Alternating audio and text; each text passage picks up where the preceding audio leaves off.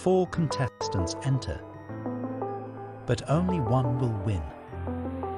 Welcome folks to Lifeline. Let the race begin.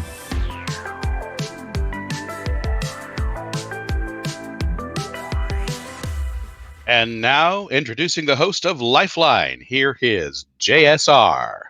Thank you so much, Taters Games, and good evening, ladies and gentlemen, and welcome to the very first exciting episode of Lifeline, the show where 4 contestants will try to beat a game they've never beaten before. They'll race to the finish line, taking notes and keeping maps along the way. But to help them out, our team of experts will be helping them out with hints, including the Lifeline. Will they need the hints to finish? Operators are standing by. Welcome, everyone. I'm James. I go by JSR, and I'm hosting the event tonight along with Taters Games and my wonderful co-host, Pole's Voice. How are you doing tonight, Pole's Voice? I am fantastic. I'm hoping. Sorry. I hope you were doing well tonight as well.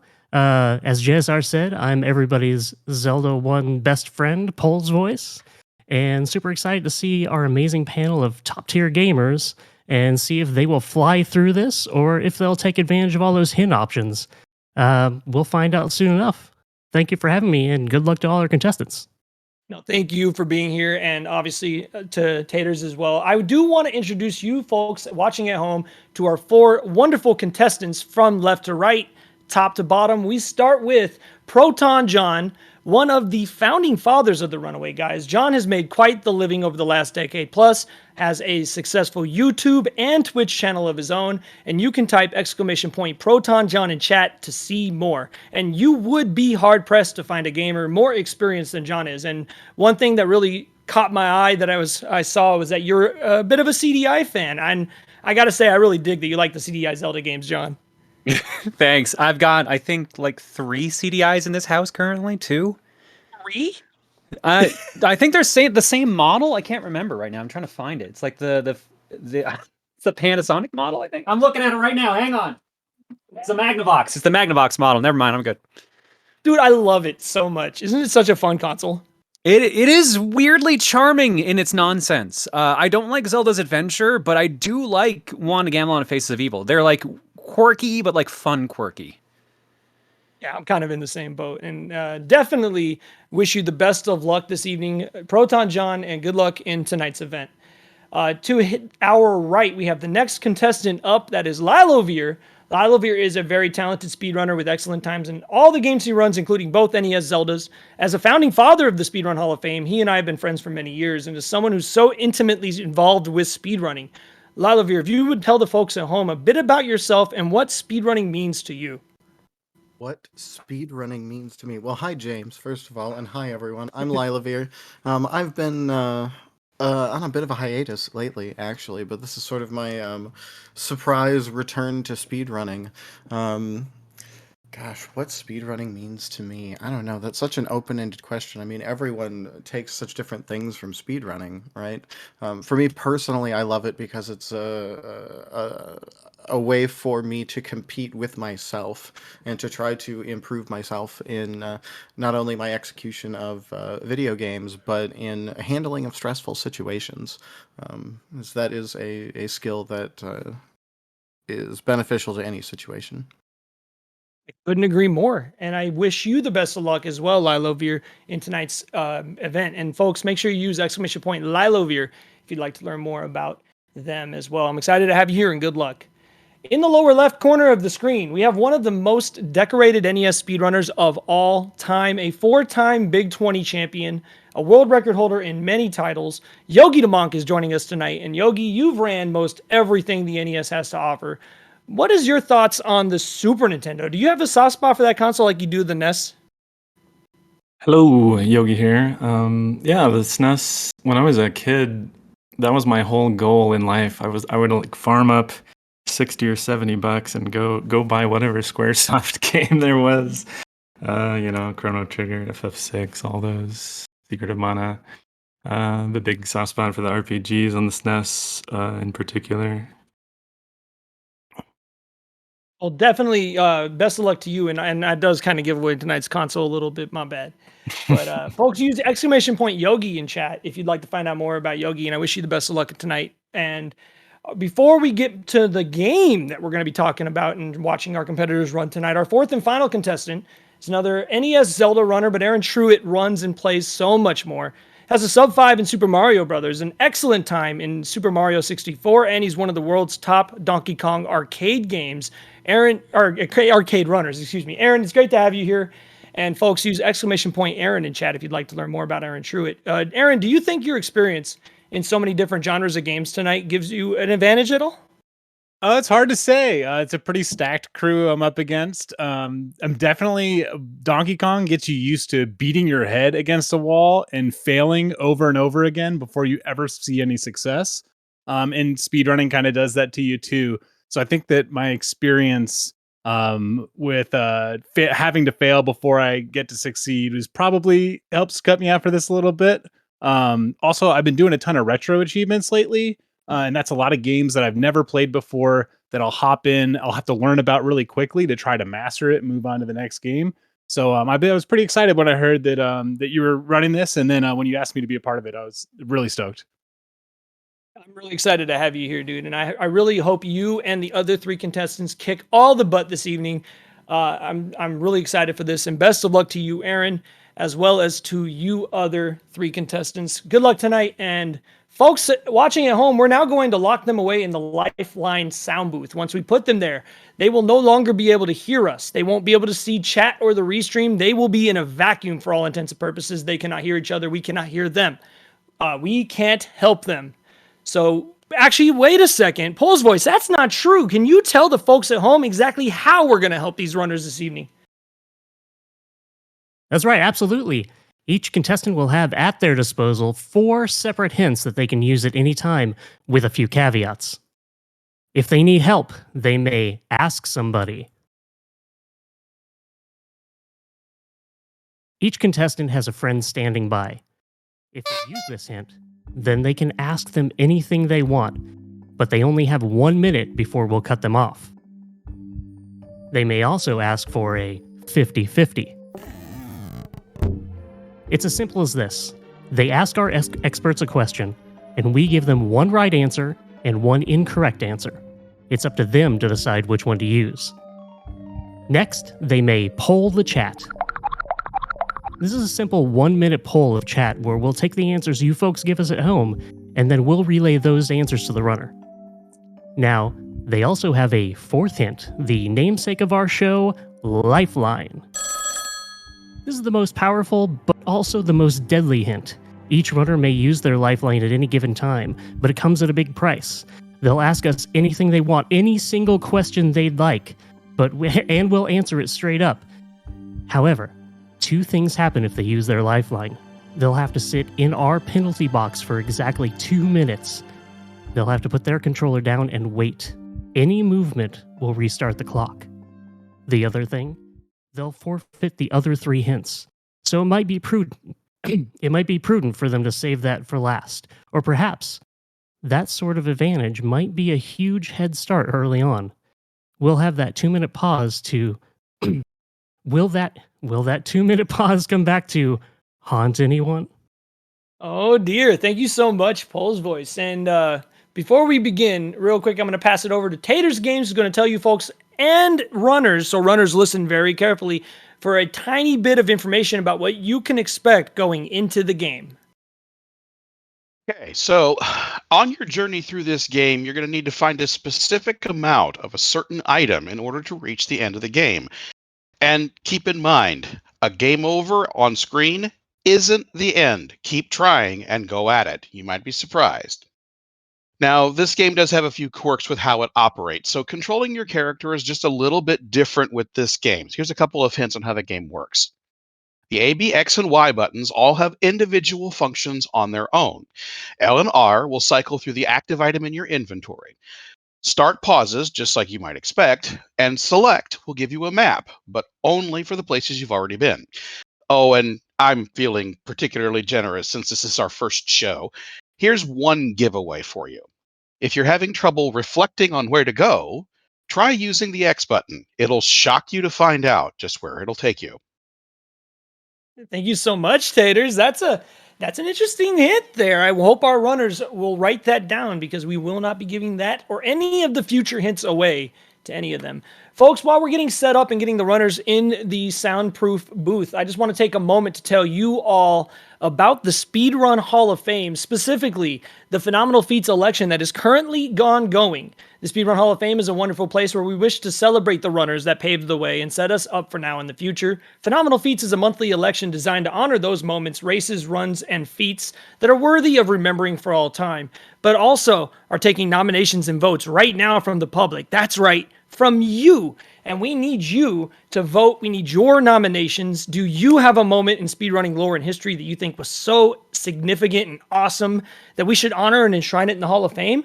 If you use the chat command !PF vote or go to speedrunhalloffame.com now, you can vote and nominate today. The deadline to nominate a phenomenal feat for December is tonight. That's right. By the end of this evening on the West Coast, you will no longer be able to nominate a feat for December, so don't miss your chance to tell the world. Okay, Taters, when you're ready, go ahead and escort our 4 lovely contestants into the sound booth, and once the race begins, they will no longer be able to hear us. When they need a hint, our hardworking staff behind the scenes will have everything well in hand. Once we have confirmation from Taters that we're good to go, we'll go ahead and reveal the game to you folks. Okie dokie. Taters, are our contestants ready? Yes, sir. All of our contestants are boxed up and ready to roll. All right, folks. Contestants, chat. Operators are standing by. Let's play Lifeline! All right, folks, let's get to running. Runners, chat. All the folks at home, here we go. 5, 4, 3, 2, 1. Start the clock. And we are off, and we are running as we are now beginning the inaugural episode of Lifeline. And folks, we had to give them a doozy to start this thing off, didn't we, Pulse Voice? Yeah, I can't imagine the amount of cursing that's about to happen. Oh, dear, indeed, indeed. This is going to be a fun one, folks. If you've never seen this game before, it's going to be an interesting one. And this is an interesting game in so many aspects. Pulse Voice, did you have a chance to get through this game in its entirety before we started the show off? Pretty much, except for no. we went through the game, got stuck. Even the map just did not help. So we actually went on YouTube and went through a walkthrough, and that was our experience with the game. Now, if I sat down with this game and I had enough time, sure, I could get through it, no problem. But my frustration level was just through the roof.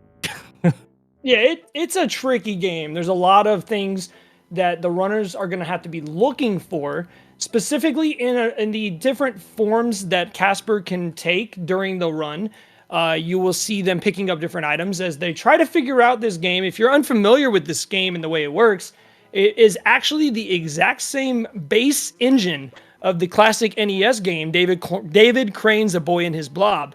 Absolute and Natsume recreated this game, and in all its 16-bit glory, this game is definitely one that I am interested to see how the runners adapt to all the different things. We already see some of them figuring out the controls. Yogi might be the first one to get to the first puzzle here. Let's see if he's able to figure it out.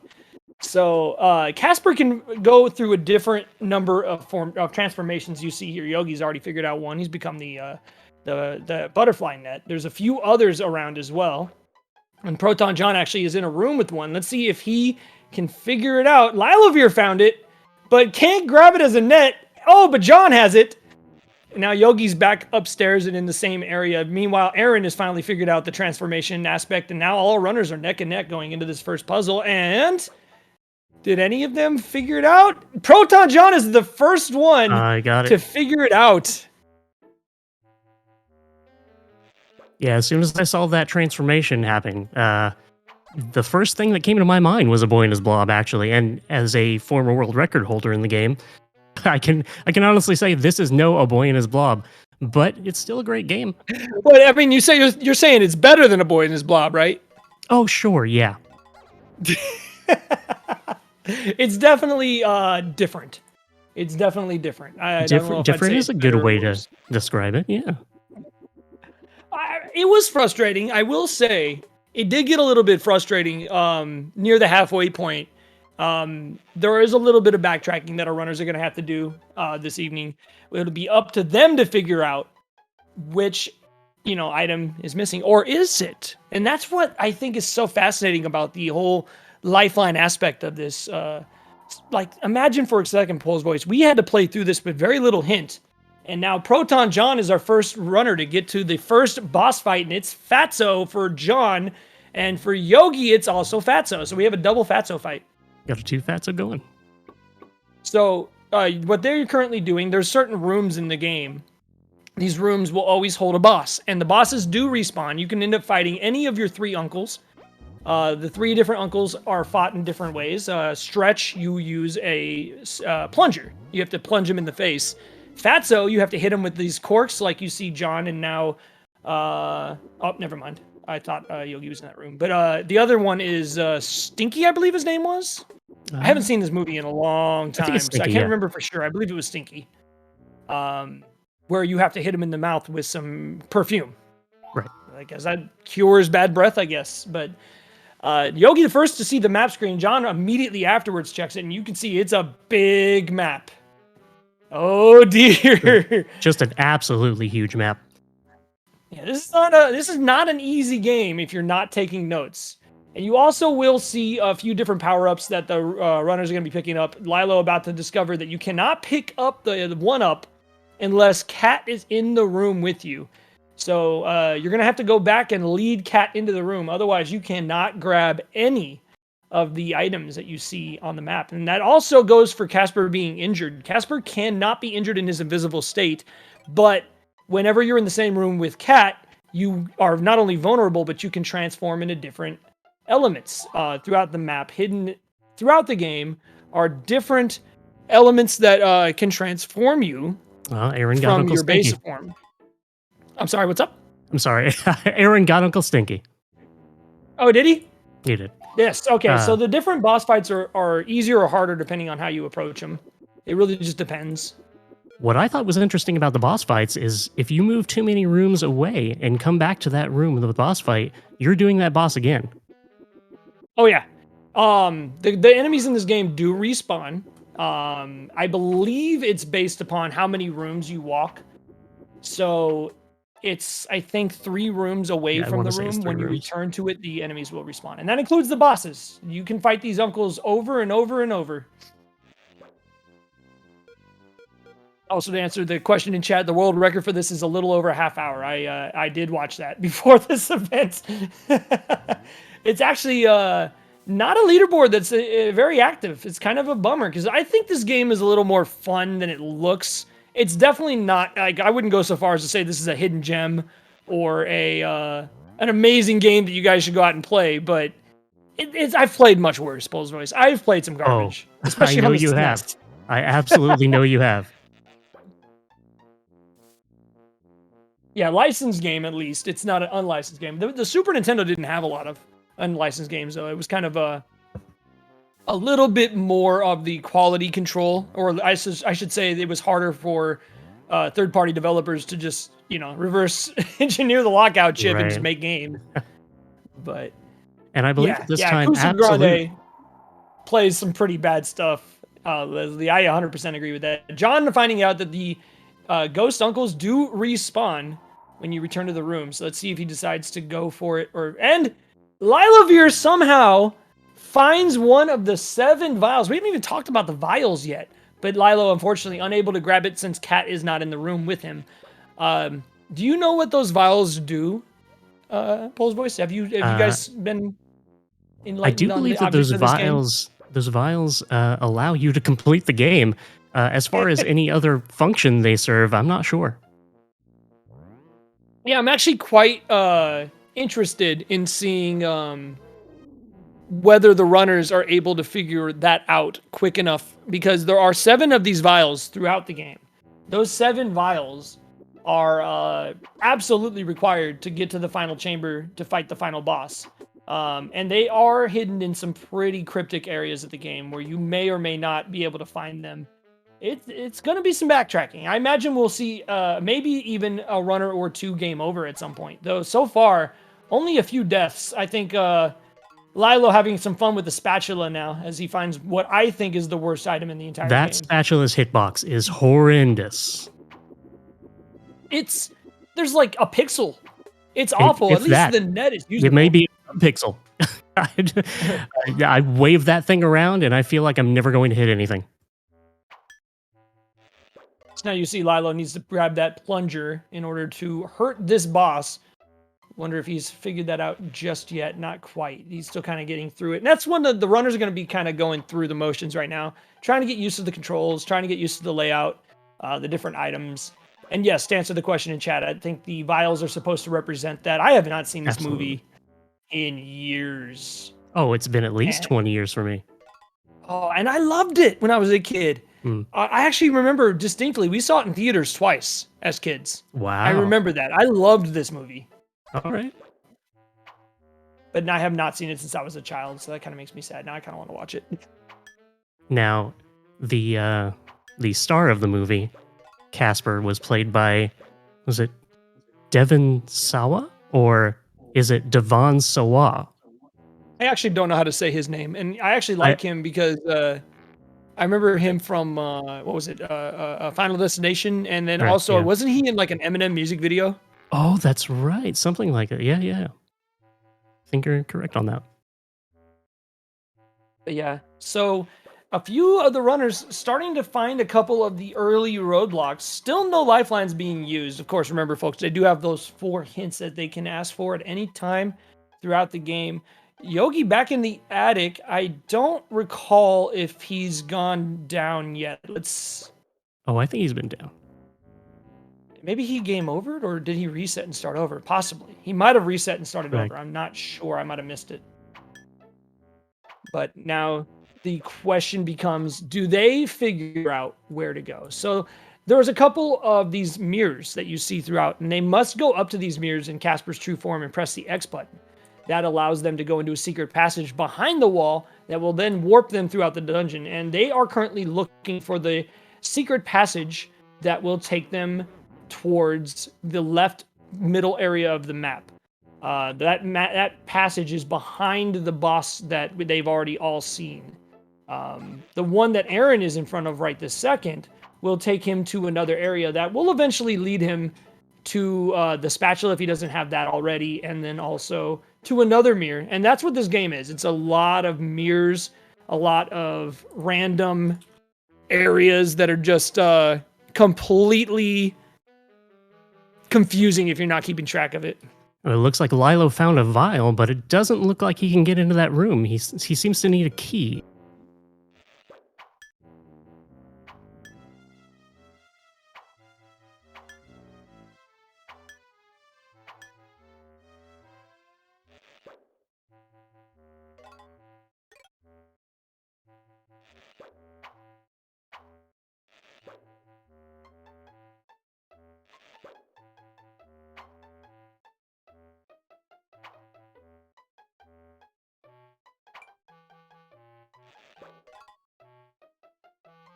And we have a game over on Lilo's side, and we'll see if he decides to continue. He's going to go ahead and use another continue and start with a fresh thing of lives. And that is one of the more forgiving aspects of this game, is that it basically restarts you right where you game overed.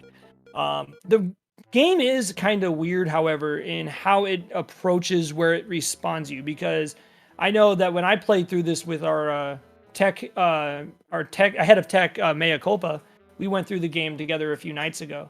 And it was quite interesting seeing how the game handles respawns. Like, in our first playthrough, I'm pretty sure he got death warped through a locked door into one of the earlier vials that you're not supposed to get to. I definitely got killed at one point where it warped me backwards in a spot of the area of the game where I did not want to be.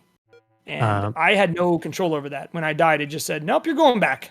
Like, oh. Yeah, coming out of a boss fight is a big one. If you die on that next room, you're going back into that boss fight. So another thing is you'll see a lot of the enemies making some drops, specifically like those little ghostly auras that you see floating around. Casper has 2 different meters, and they've been quote unquote cleverly integrated into the HUD at the bottom of the screen, where you see the word Casper. The lit up colored letters are Casper's hit points. He has 6 to start with. When he runs out, you pretty much dies, just like you saw on Lilo's side. But they also have the little peeking Casper. It's like, it looks like a Twitch emote. It's like a peak. And that is his secret transformation power that allows him to go invisible and not take damage. The ladder is refilled with the blue wisps, and the health is refilled with the red wisps. But also some of the items that you'll see around on the map can refill small bits of health as well. You will find, for example, baseball caps that will re-give 1 hit point. There are also, I believe it's a train set or a merry-go-round or something like that. It's actually not in the walkthrough that we have. You'll definitely see them though. I believe there's one right before the final fight with Kerrigan that refills your health entirely. So there are some little leeways that the game gives the runners. The question becomes more or less, can they figure these out without the help of the lifeline? No, I'm just kidding. Another interesting thing about the health, it seems like if you stay in one form, say a balloon, which I don't believe we've seen yet, for too long, you can actually die. Your health depletes. So you'll see the little Casper go down, down, down, and then one of the letters will disappear. If you do that too long, you're going to die. Which I did not figure out until the final boss of the game, and then I died randomly, and I was like, wait, what? Yeah. And I had no clue until I was told later on. But yeah, this is, for as annoying as this game is, it's also quite easy to get a grasp on, I think. As like, oh, for sure. It's certainly not a game like, for example, if you've ever played Adventure Island on the NES, and there's that one jump. Oh, yes. I don't remember what that stage is. It's near the end of the game where there's like a jump that's quite literally pixel perfect, frame perfect. Almost impossible. Yeah. Like you have to jump. I think it's like a 3-frame window. I remember reading. I'm not 100% sure if I remember exactly what it was, but it was incredible how tight they just assumed you were going to be with this jump. And like, there's none of that in this game. This game is very forgiving with the exception of the spatula hitbox, which is atrocious. But everything else is not so bad. This is definitely a title that if you were to jump into it without a map, without a walkthrough, you'd probably be able to get through it. Case in point, we're going to see if these 4 are able to. We're only 15 minutes in. Remember, folks, this is a 1-night event, 1 game, 1 race. They have 4 hours to complete the game. And when the first runner completes the game, they will receive a 30-minute heads up to the remaining 3 runners, at which point the race will end, and we will give away all the wonderful prizes. I'm just kidding. There's no prizes. But if there were, you know that we'd be giving them away. You know it. Come on. You know we'd be giving away some heckin' prizes, man. What would we have to give away to make it worth it, though? I was just asking myself the same thing. Like, what would entice you to play Casper on SNES? Right. Oh, it looks like ProtonJon found out the hard way about when Cat gets hit by one of those zebras in the room. She goes away. You go back. A Casper mattress. I love it. Yeah, unfortunately, if you do get hit by the spit, it does kill you in 1 hit, I believe. And then if it hits Cat, she gets saved by her mom's ghost, which is great, except for it also does damage to you, and it also sends you back. Lylovir now has used 2 of his continues. He has 3 remaining. We're still pretty early on, and definitely would not be the worst thing in the world if a runner did have to restart the game at this point. You definitely would rather do it at 15 minutes in than you would at, like, say, 2 or 3 hours in. That's right. Yeah. Figure it out for the early. most part, nobody's really seems to be having too much trouble. I do see ProtonJon is trying everything on the zebra head. He has the right idea. He just has the wrong item. Looks like Aaron found that same vial that Lilo had found earlier. Of course, that room is locked. Now, meanwhile, Yogi taking a mirror, and let's see, I believe he's going to pop up in the same area that John is in right now. So let's see if he's able to figure out where to go. This is definitely a kind of a, I don't want to say it's a Metroidvania, but it's definitely the type of game where you don't want to be caught not taking notes, not doing the things you need. Definitely. And if you find yourself missing one of those items that you turn into, you can go back or backtrack pretty far before you get that item if you've already progressed. Might find yourself doing another boss fight or two.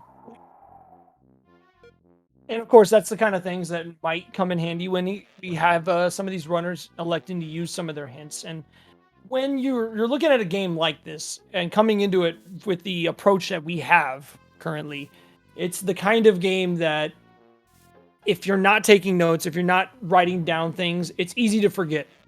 You see that a lot in games that are in the 3D areas of, like, for example, when you played Breath of the Wild, and you play that game and you don't write down things, you're not keeping maps, you might find something that you could backtrack to later and maybe get a Korok seed or find a shrine or get some rare whatever. And those kind of things, they don't really help if you don't write them down. And I mean, granted, yes, I just compared. I know, Chad. I just compared Casper to Breath of the Wild. I know. You're not far off. You're not far off. I mean, look at this. This is the pinnacle of SNES excitement right here. But no, in all seriousness, you really got to keep at least a little bit of tabs on what you're doing. Otherwise, you're just totally going to be backtracking and doing the same things over and over and over. Yeah, and the map does help, but only to a certain extent. Yeah, and the in-game map is kind of rude in that it only shows you the rooms that Cat has been in. I don't believe it keeps any of the area that you've been in by yourself, right, or any of the secret rooms. I believe, in fact, that it must be Cat. She's secretly keeping the note on her palm, I think. I mean, she's been drawing this really awesome art on her palm. So I don't know. I have no other explanation for it. I don't know. I'd like to see that. And we do seem to have a couple runners that might be feeling the heat. I'm not sure. We'll have to wait and see.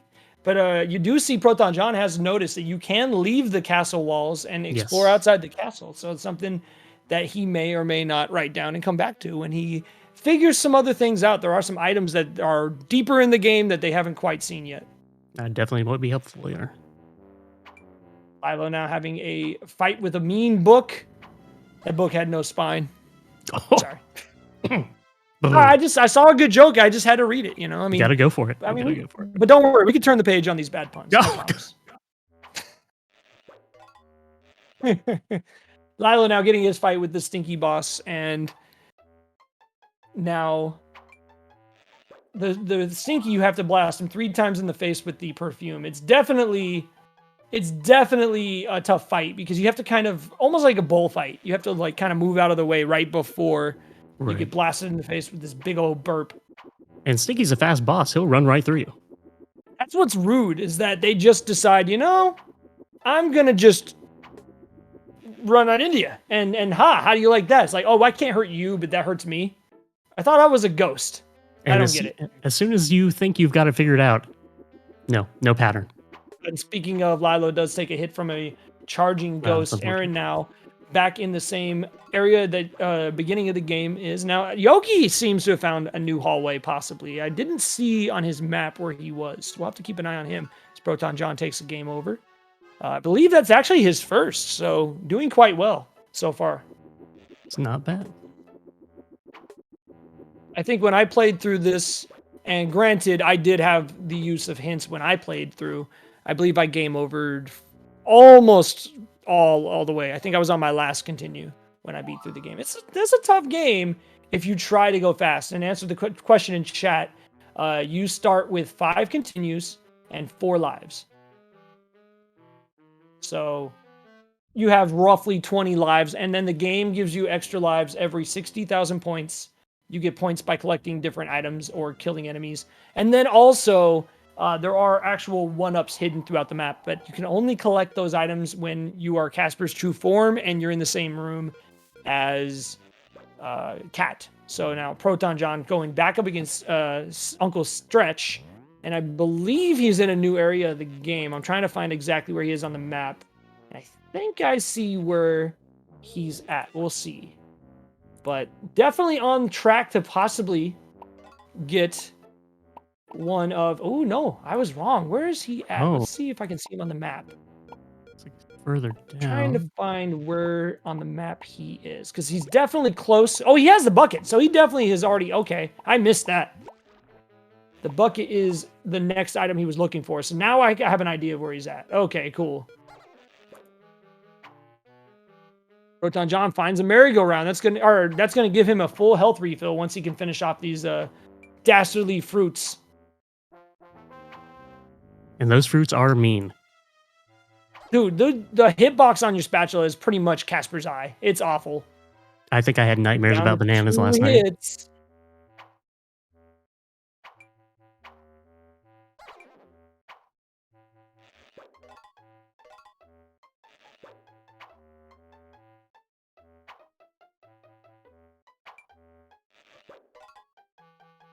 Now, I wish I would have figured out that you can go invisible and things can just fly right through you without harming you. Again, that does take away your magic, so little Casper down there is going further down, essentially killing you. Yeah, and what's really annoying is that Cat won't move at all until the fight is over.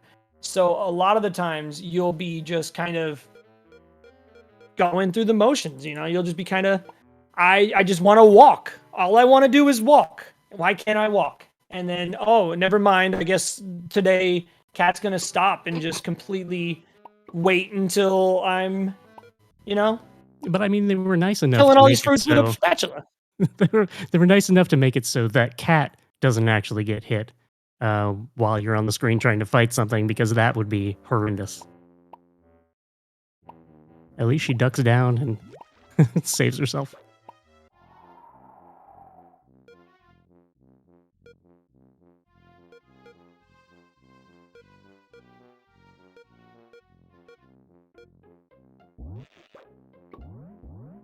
No, it would have been nice if they would have made some more backgrounds.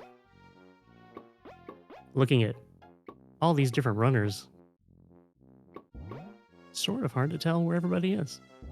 Yeah, one of the things about this kind of game is there's a lot of backtracking, so it's going to be something we're going to have to keep an eye on. Mostly on the progression, and then, of course, the vials. The vials are the big way for us to know exactly how far along each runner is.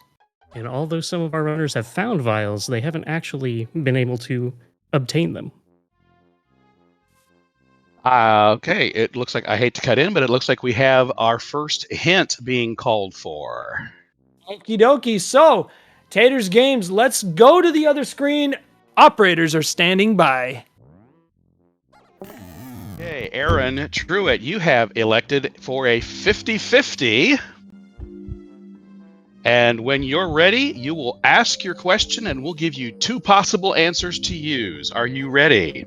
I'm ready. Okay, Aaron, ask your question. My question was, where do I go next? Okay, so here are your 2 possible choices. Remember, one is correct, one is not.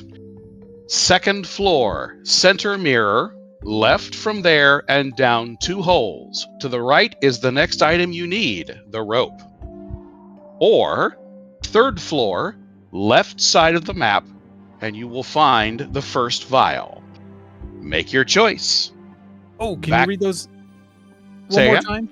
Could you read those Yes. one more time? Thank you. First hint is second floor, center mirror, then left and down 2 holes. To the right is the next item you need, which is the rope.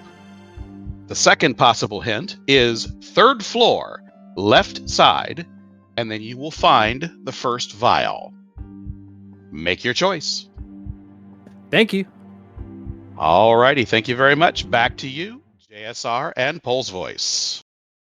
Taters, Thank you so much. And Aaron, best of luck to you. I hope that hint helps. And as soon as I know that Aaron is back in our soundproof booth, we will have an update on those 2 clues that Tater gave us, which were very well written clues. Good job to the tech team behind the scenes in getting that.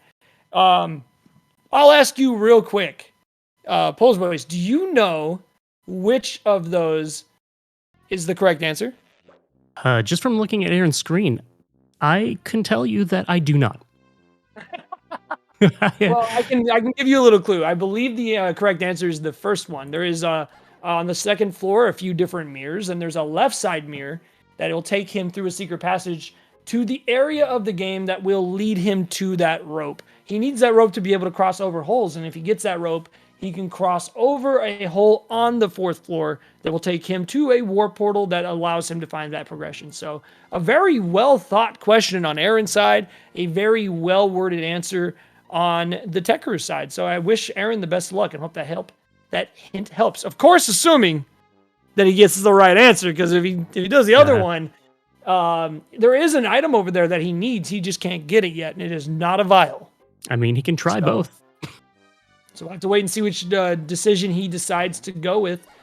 But that is one lifeline or one hint down, and nobody's used any of the polls. Don't forget, chat, when one of these runners decides to poll chat, you folks at home will be able to vote on which of the answers you think is the answer that they should go with. It is up to the runner at the end of the day, and their discretion will be king. However, if one of those runners is not sure of what to pick, your answers could lead them in the right direction or possibly in the wrong one. And it'll be up to the runner to figure that out when that time comes. So definitely make sure you're standing by as well. We may need you, chat. It's going to be exciting when that time comes. As well as, of course, don't forget, we do have the Ask Somebody hint. The Ask Somebody hint. Each of these runners has a predetermined folk that is standing by, ready to help them. They have access to walkthroughs, maps, and more. However, once they're used, they only get 1 minute to both ask the question and get the answers. And then after that 1 minute, they go back into our sound booth. So if they decide to use that hint, they're going to have to be real careful, as we see Lylovir taking on Fatso and ProtonJon now in this another different secret area. We have boss fights on all of the screens except for ProtonJon right now. We have all 3 different uncles. Yogi was able to take care of Stretch or Stinky there. You know, we heard Aaron talk about earlier banging his head against the wall playing Donkey Kong, but Aaron was the first one to chime in with a hint. So maybe he doesn't like the punishment. It's also possible that kind of hint will allow him to start thinking outside the box. A lot of this game is backtracking. A lot of this game is figuring out the different tricks in order to continue. Like, that's right. Those kind of lifelines or hints can really wake up the brain and give you some sort of lead. So even if that particular hint doesn't lead him in the right direction, it could at least get him started in the right direction. So it's good to use them when you're stuck. This is definitely a game where you find something and things just click. Like, oh, this is what I need to use here. Ooh, unfortunately, Stinky did get the better of Lilo there. Lilo down to his last life on this continue. There is one of the hints that I did not talk about, and I would love if for a moment you could tell the folks at home about the 4th and final of the hints, the lifeline. That's right. That's the namesake of our show, Lifeline. This is the most powerful and most deadly hint. Each runner may use their lifeline at any given time, but it comes at a big price. They can ask us anything they want, any single question that they'd like, and we'll answer it straight up. However, 2 things happen if they use their lifeline. They'll have to sit in our penalty box for exactly 2 minutes, and they have to put down their controller and wait. Any movement, any little touch on that controller, any movement will restart their clock. And the other thing, they'll forfeit those other 3 hints. So it might be prudent for them to save that for last, or that sort of advantage might be good this early on. I guess we'll have to wait and find out. It is probably the hint that might make or break the race. Keep in mind, for example, if somebody is ahead near the end of the game and decide to use that lifeline, they do have to set that controller down for 2 minutes. If they rush that timer, they have to sit there for even longer. And that kind of time penalty is a lot, especially for somebody who's used to speedrunning or playing games competitively. To have to sit there for 2 minutes is going to feel like an eternity to these runners, especially if they wait longer to use that. And the catch of that is, if they use that lifeline, they lose whatever hints they have not used yet. So that is a humongous gamble and could easily turn this game in someone else's favor if somebody uses it at the wrong time, or if they don't get the help they're looking for from that hint. So it's definitely exciting to see when they start getting to that point what they will decide to do. Now, Lilo found out firsthand right there as he takes a death and goes back to the title screen, has to use a continue. The hitboxes in this game are not just bad on the spatula. Pulse Boys, I don't know if you saw that, but that fruit was at least a third of the screen away from him and took him out. Yeah. Hitboxes are just horrible in this game. Not in your favor either. No, it is not. It's definitely the kind of thing where they should have taken the class in defense against fresh fruit, because I've never seen. I'm not sure, is that apple or tomato? It looks like an apple. I'm assuming I thought it was an orange. Whatever it is, definitely. It's got to be an gets apple. Quite annoying for the 15 billionth time having to clear a room, but he does get a nice train. The trains are not useless in the sense that they only give points. You might think points are useless, but Lilo is only a little over 1,000 points away from an extra life, so getting to that 60,000 point barrier is going to be a big help for him as he gets this extra life here in a moment.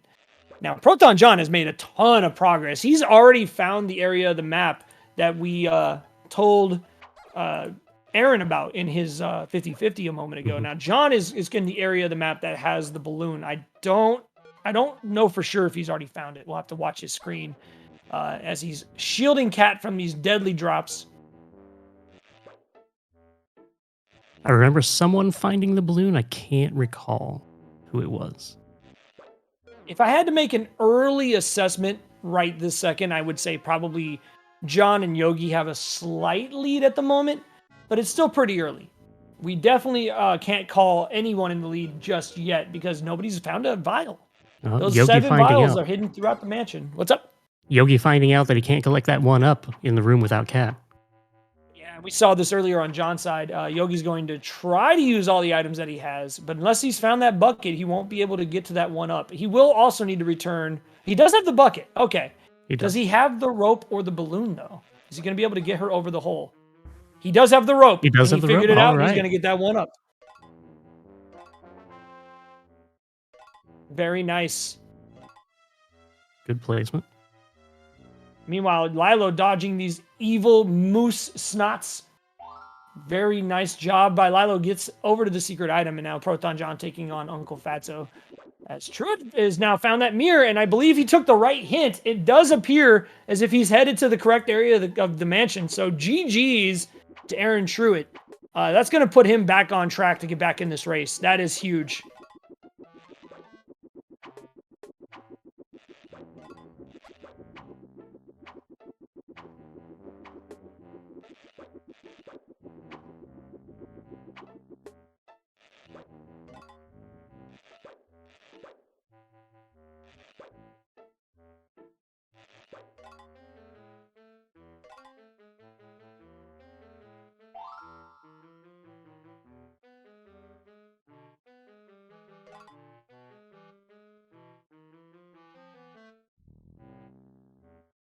Oh, wait.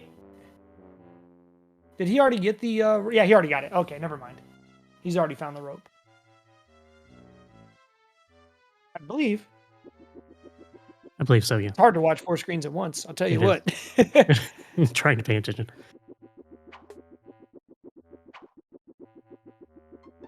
But we definitely have a great team behind the scenes looking at everything. Yes, they're doing a phenomenal job. We're able to get us that hint that helped Aaron get back into this race and are standing by behind the scenes with all of the information. And yeah, you know, I mean, as much as this game is definitely a game that exists and you can play it, but honestly, this is not that bad of a game. I know it sounds like I'm just, I'm the guy who runs AVGN trials. Yeah, I get it. But legitimately, I don't think this is that bad. It just needed a little bit of polish. A lot of polish. It needed a lot of polish, but And I mean, once you get used to the hitboxes and the movement and everything, it's not bad. So, I mean, in your life, obviously you played through this with us, getting ready for the show. But Yes. on your scale of I don't ever want to play this again, 0 being new and 10 being okay, maybe if you paid me. I mean, where does this sit on your scale? Like, what's a game that you would be more afraid of playing than this? it's not Conan. It's boy, something I would be afraid to play.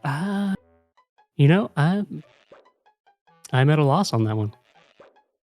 I mean, on the SNES, I can definitely say I've played some games that I think are worse. Real quick, though, I did want to mention Lilo did find the secret skeleton key. I don't know if anyone else has seen that yet. The skeleton key, you do need to grab either the balloon to get up there, or I don't believe you can get it any other way. I believe you have to use the balloon to get up through the hole on the side that Lilo's there was above just now. Because as a ghost, you can kind of peek into some of these rooms and see what's coming up. But I don't believe he has the balloon yet, so unfortunately he won't be able to grab that. But it's good that he saw it. I hope he wrote it down. Aha. On SNES, I got it. Wizard of Oz. Oh, man. No, you know what, though? I will... See, again, I'm hard to ask this question, too, because, I mean, I didn't hate Wizard of Oz. Yes, Wizard of Oz has terrible platforming controls. It has some really awful hit detection. It's okay. I don't think it's terrible. It's playable. I would rather play Wizard of Oz than Hong Kong 97 or Ren and Stimpy Fire Dogs or what's another really awful SNES game? Like, Chad, help us out. What's your worst SNES game that you've ever played? I'm curious because I've played a lot of garbage, like Dracula. There are some bad ones out there. Bad. What's another really bad one? I hated Beavis and Butthead. That was an awful one. Or 3D. That's a good one. Ooh, oh, Baby's Kids. Oh, I've played that. Oh, man. It's not good. Lilo does have the balloon, so he's going to grab the skeleton key. I don't know if we've seen anyone else grab that yet. Have we? I don't believe so. Actually, ProtonJon has a vial, so it's possible he does that have he a has vial. the key. So we missed our first vial. But so now that Lilo has the key, we can definitely say with confidence now, I believe ProtonJon does have the lead at the moment.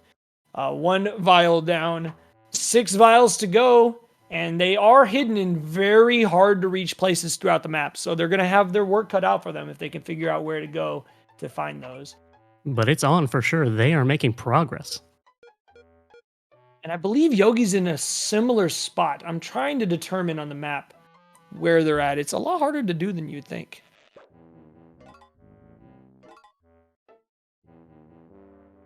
We have double boss fights, though, on the left-hand side.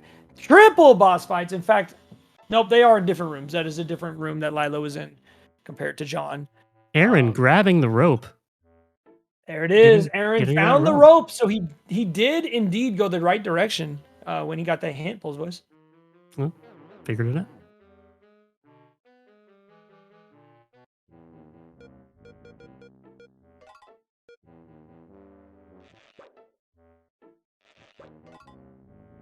Ooh, unfortunately, Lilo taking a death. One mechanic of dying that is really a bummer. That you really don't want to do is it does send you back a couple rooms, like we were talking about earlier, Pulse Voice, with the death warps and stuff. That's but right. what it really is annoying about is if it sends you to the boss room, or if it sends you behind the boss room, you have to fight the boss again. Yeah. That's unfortunate. Yeah, and it gets real old real quick, especially when you take a little damage from the boss. And then you go into the next room and it's a bunch of oranges and you have to fight them with a spatula. And next thing you know, you're doing the boss fight over. It can get you on tilt pretty quick. Yeah, and those oranges, they pop up wherever they want. When you walk in that room, they can hit you just right away.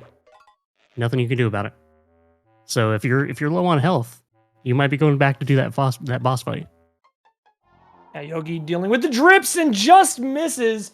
And Cat, luckily saved by her mom, he'll get another chance after he takes care of these fruits one more time. And that's the downside to getting hit by those drips, is that any damage you take, your life isn't refilling. You're stuck with the damage you took, but you're gonna have to clear this room out and then attempt it again.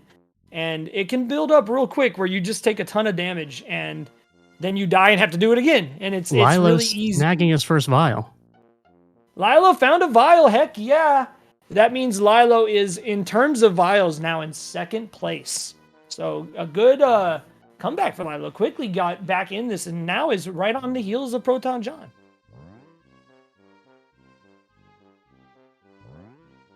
This time Yogi does get past the drippers and gets a boss fight for his trouble. He got past the drippers, but you get hit with the dripper, you get the mom. What a loving mom.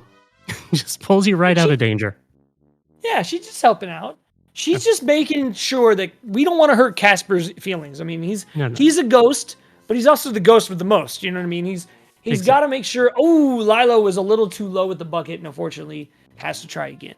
But yeah, you don't want Cat to die.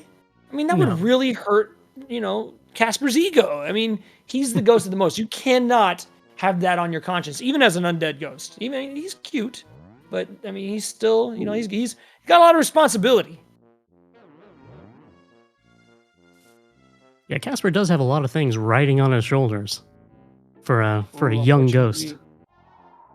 And John now gets another vial. That is 2.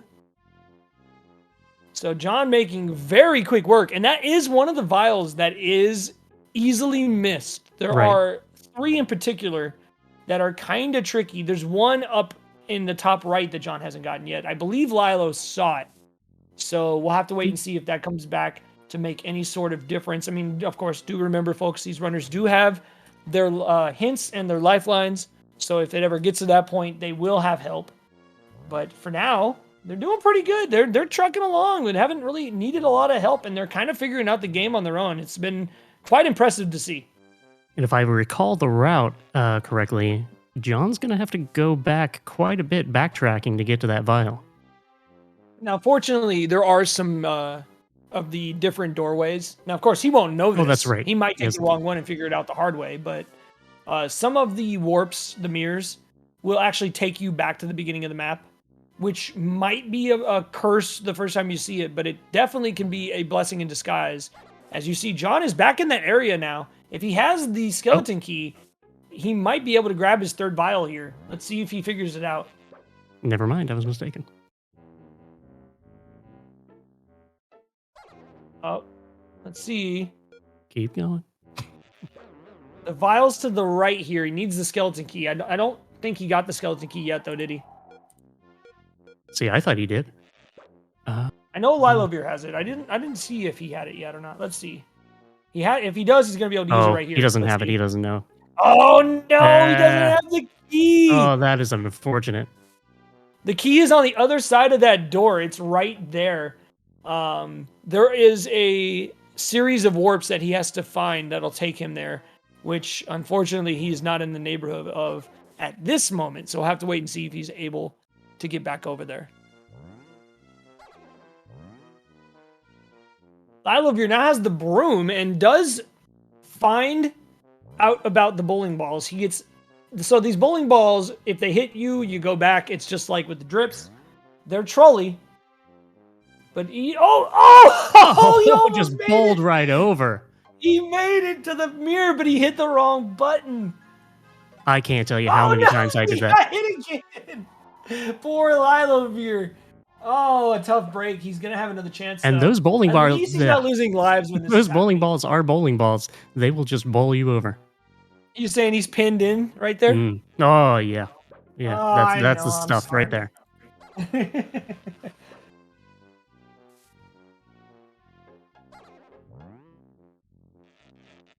It makes perfect sense to be brushing those bowling balls away with a broom.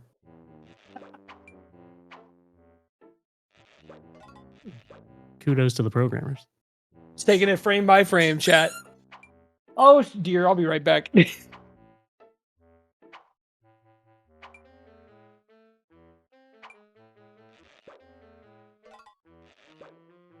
Looks like Aaron's getting a real hang on that spatula movement.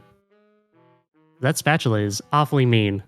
Like we were talking about earlier, the hitbox on the spatula is just so small, and those fruits so mean.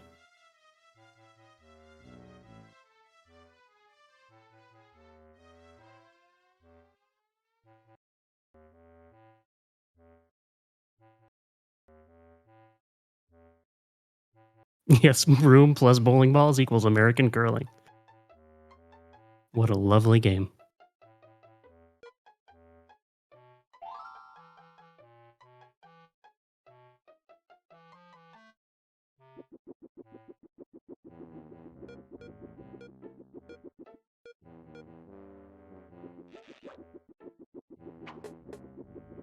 While we have a moment as we see these runners making headway throughout the game. Don't forget, folks, we are the Speedrun Hall of Fame, and we are excited to tell everybody about our ongoing election that is currently going as we speak. It's called Phenomenal Feats. It is the opportunity for us to open up the floor for you. That's right, for the game communities around speedrunnings throughout all the different generations of consoles and throughout all of the history of speedrunning. If you use the exclamation point PF vote command in chat, you can see links that you can go right now and vote on the November 2022 Phenomenal Feats election, our first inductee. That election is ongoing and will end at the end of the month. But also, tonight is the deadline to nominate for the month of December any speedrunning feat you think is worthy of being in the Hall of Fame. So if there's something that you personally witnessed, whether it's a GDQ run, big strat find, a absolutely crazy awesome task that you saw, something you've done or your friends done, or just, a competitive record, whatever it might be, any moment, even a rando race is good to be nominated. Anything you guys see that you might want to have future generations see, read about, you don't want people to forget, well, now you want to go over to speedrunhalloffame.com now and get your votes in. Your voice will be heard, and all results will be revealed after each election. So definitely, if you want to be a part of that, it's free. It takes only a few seconds. No sign up required. Just need to fill in a little information. You're off and running. So definitely would appreciate it if you folks could check that out today. Okay, JSR, we have another person who's asking for a hint. Okie dokie. When you're ready, folks, operators are standing by. Okay, Yogi, you have elected to poll the chat. Armchair speedrunners, this is your chance to give your 2 cents or maybe a quarter. We're going to ask you we're going to have the runner ask you the question. We're going to put 4 possible answers in the poll for chat, and then we'll let you decide which answer is the right one. Okay, Yogidamonk, we're now ready to ask chat your question. Are you ready? I'm ready. Okay. Ask your question, please. Chat, what is your favorite pizza topping? Because I couldn't think of a question about this game that you guys would know. Okay. It's time to poll the chat. Chat, vote on your answer. You have 60 seconds. Am I allowed to vote in this one, or does that not count? I don't see why not. I mean, I already voted. Oh, okay. Good. I'm voting for pineapple all the way. Don't at me, bro. how dare Pineapple. you? How dare you? I know.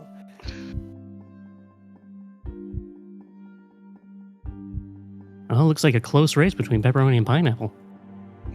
This is going to be a really close race. I hope that this hint helps you, Yogi. One for the How are you ages. liking Casper so far while we wait for your results to come in? It's interesting. It is definitely interesting. You're doing quite well, though. So you have a vial. Hopefully, you can make some headway now with this this awesome lifeline hint. So the results are in, and I'm passing it back to you, Taters. Okay, so we have our possible answers: pepperoni, pineapple, sausage, and mushrooms, and that is in order of preference. So chat's favorite pizza topping is of course what everybody should have on their pizza: pepperoni.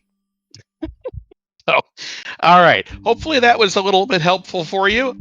Maybe it is, maybe it isn't. Chat, thank you very much for your assistance.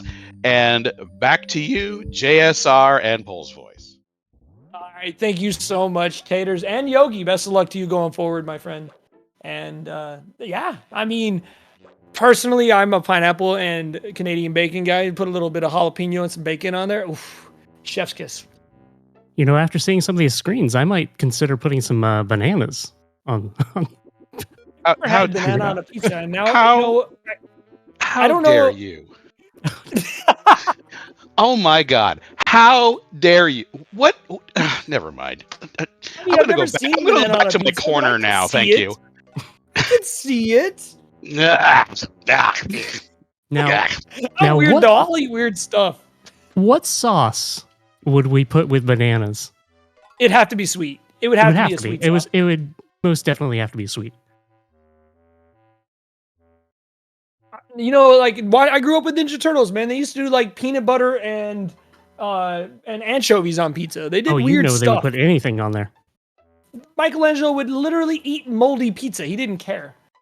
It's penicillin. It's good for you. Da-da-da. Yo, nice job by Lilo to get through that, and he's gonna collect 3 extra lives getting through the drip Wow. gauntlet there. Can he get back through though?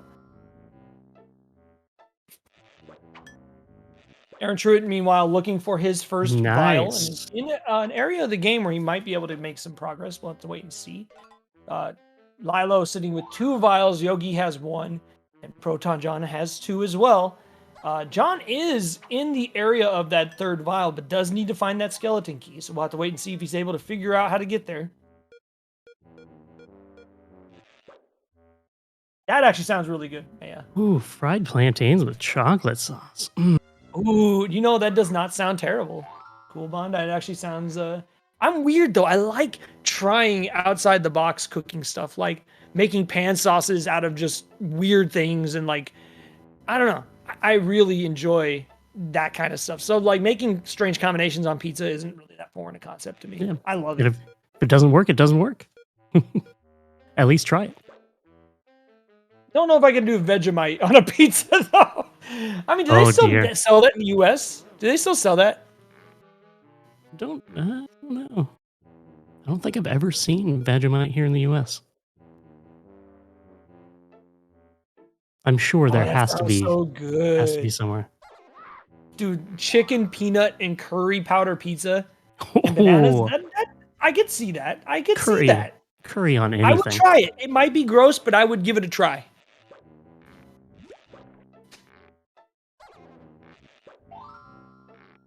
Absolutely would give that a try.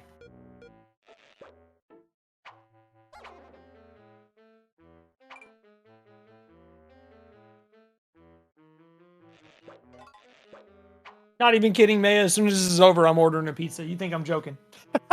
I'm sorry, Kiri. I'm sorry. All right, we're all getting pizza after the race is over. Okay, everyone All orders right. pizza. Oh, you folks at home can order pizza now. In fact, that'd probably go really well with what we're watching right now. So, I mean, if you order some, just save some for me and Pole's voice. Yeah, no arguments here. I'll chip in.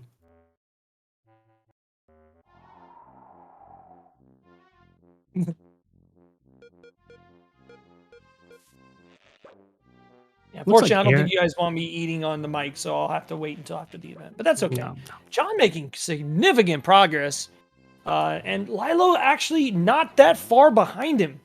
I think it's still really, really early, and Yogi just found his 2nd vial and has the key. It's hard for me to say who I think is in front.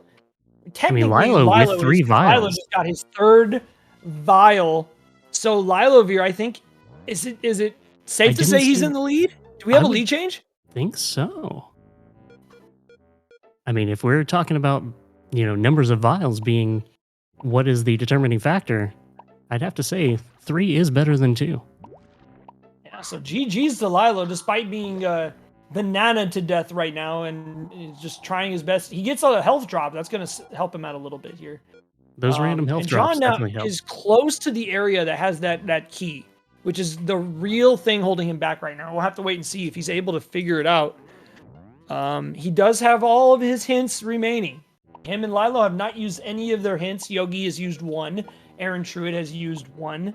And as we're talking about these runners and trying to figure out what they're going to do next, I want to implore to all you folks watching at home, this is a perfect opportunity to go and follow all 4 of these runners. I promise you, JSR approved.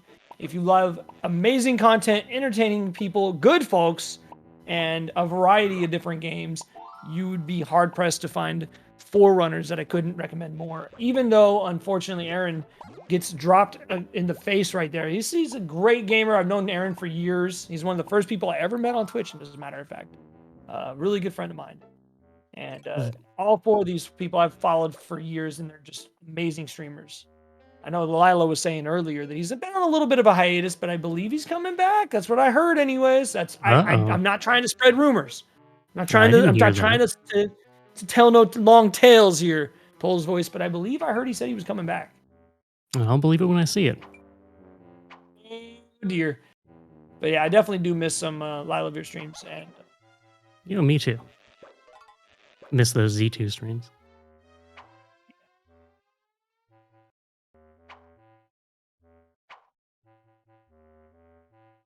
I'm finding another secret room there. The secret rooms are only able to be accessed in one particular way. None of the runners have grabbed it as far as I've seen yet. I don't believe There's they have. an item that they're missing. It's in a very hard to find spot. Now, the good news is, as far as I can tell, it's not required. But you're definitely going to want it because, again, with limited lives, limited continues, that kind of setback could be really costly. Like, for example, Lylovir is in the lead when it comes to his vial count. But I know for a fact that at least at the beginning of the event, he did have a few deaths and a few setbacks. So we'll have to wait and see if he's able to finish the game on this continue. He might have a restart in his future. So we got a long way to go as we're approaching the 1 hour mark. 1 hour down, 3 hours to go. And I don't know about you, Pole's voice, but this hour flew by. It did. It absolutely did. I can't believe it. An hour. It feels like we've only been playing this for like 20 minutes, maybe. Yeah, and definitely probably feels the complete opposite to the I'm runners. sure it does. I'm sure it does. I'm sure they feel like they've been playing this for a year. Like, It is a longer game. I this believe is the same area. with Lifelines, we averaged out at about a little over 2 hours. As we approach the 1 hour mark, 1 hour down, 3 to go. And still way too early to call. And who's going to be next to request a hint? That is a good question. I mean, you're not required to use them. And now ProtonJon finds a vial but can't reach it. It was nice of them to give you that ability. I'm sorry? It was nice of them to give you that ability to float through the walls to see what is below you or above you. Mm-hmm. Unfortunately, that vial is only reachable from the right. So John is probably looking for a way to reach it right now. He's unfortunately not going to be able to get that until much later when he gets to the right-hand side of the mansion. Where Yogi has been, though Yogi did not find any headway there. We'll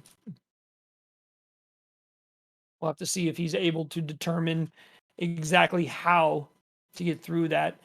I'm trying to see if these runners have found all the items. I know for a fact that Yogi has the key, which means he obviously has the balloon and the rope and all that stuff too. Mm-hmm. I don't think John has the key yet. I think that's the big reason why Lilo was able to take the lead and why Yogi's now possibly in second place. It's hard to tell. John definitely doesn't have the key yet. He walked by a couple doors and could not open them. So I'm going to go and assume that, oh, wait, hold on. No, this is a different room. Never mind.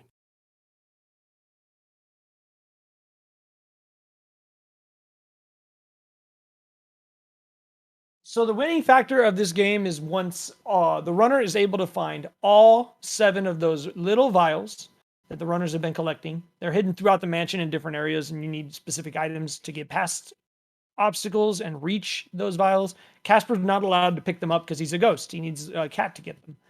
So once you have all 7 of the vials, you may then proceed to the boss room, which I'll tell y'all, the boss room is at the very bottom of the map. And you get to fight a final boss, and it's confusing at first, but once you get the hang of the mechanics, it's not a terribly difficult fight. Although it's a lot different when you get there and you don't know what you're doing. I could tell y'all I was sweating till I got you're on because I did you're not on know your what to last do. continue. Oh gosh, like I had no clue what to even do. Yeah.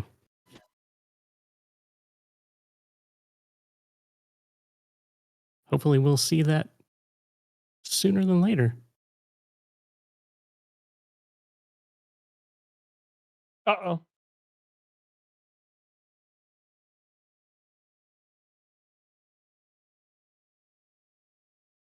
Now, Lilo walked into that room earlier and picked up 3 1-ups. It looks like all of those 1-ups are now gone. Yeah, I wasn't sure what happened. Some sort of hiccup on John's side. It seems like he figured it out. I don't know what happened. Looks like everything's okay. Hmm. But not sure. And to give you folks watching at home a little insight, it seems like he collected a 1-up just as he died and game overed. And he's saying that he did not get to keep the 1-up, it sounds like. So interesting. We're already finding glitches. I mean, this is not a game that's been speedrun a lot. So definitely a lot of mechanics that we probably don't even know about. I mean, there's only legitimately one time on the leaderboard, and it's the world record. Nice movement there by Lilo to get by those drippers. And I think what's interesting about that run that it is on the board is it utilizes something at the very beginning of the run to give you all of the items. Could be wrong about There that. is, yes. You were saying about that hidden cheat code? Yes. Lilo now down to his 4th continues. Got to be careful. He's got a lead, but he's low on continues, so he's going to have to be very careful. Because if he game overs a few more times, he's going to have to completely start over. And yeah, it sounds like he might have found a new glitch. I don't know. I mean, I didn't see that when we played through the game. So definitely John up to his old tricks, finding a glitch in a game live on stream. Meanwhile, Aaron taking a short break to take care of some family stuff, so he'll be back shortly. No lifelines being used at the moment. We see a lot of progression. Runner's doing quite well getting through without using these lifelines. We'll have to wait and see how long that continues.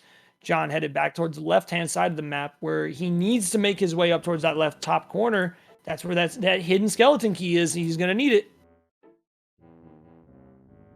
We're talking about times on the board. I mean, I guess technically everybody could submit this time. So we're going to see a uptick in Casper speedruns and a new world record here in the next couple of days.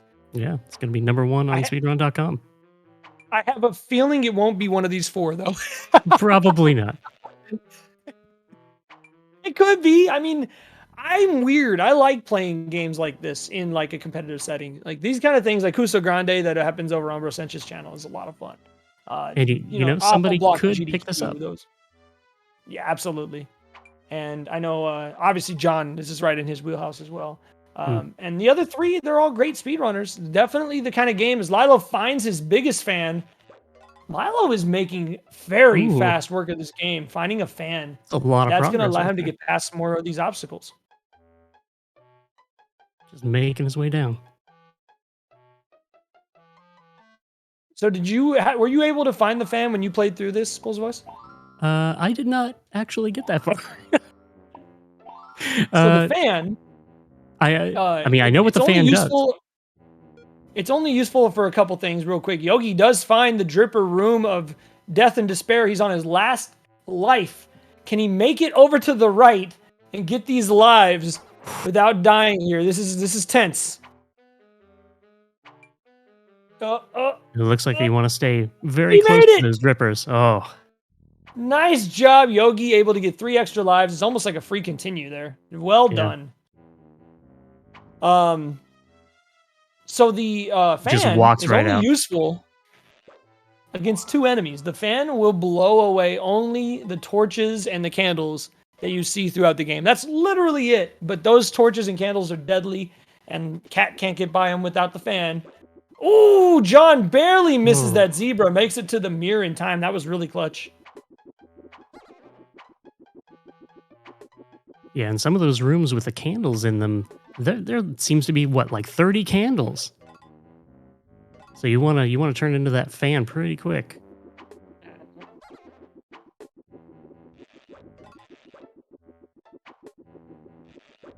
Now, we do get to see Lilo using that fan power-up, although I don't know if he's quite figured out what it does yet.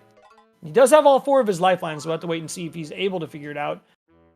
Ooh, but unfortunately takes a death. Remember, he's lower on lives than the rest of these runners, so he's going to have to be very careful if he game overs. Uh-oh. Did we just see another glitch? What's going on? How come it's not working? I think he's too low in the room. Uh-oh. Let's try it again, I guess. Yeah. There it goes. Okay. Yeah.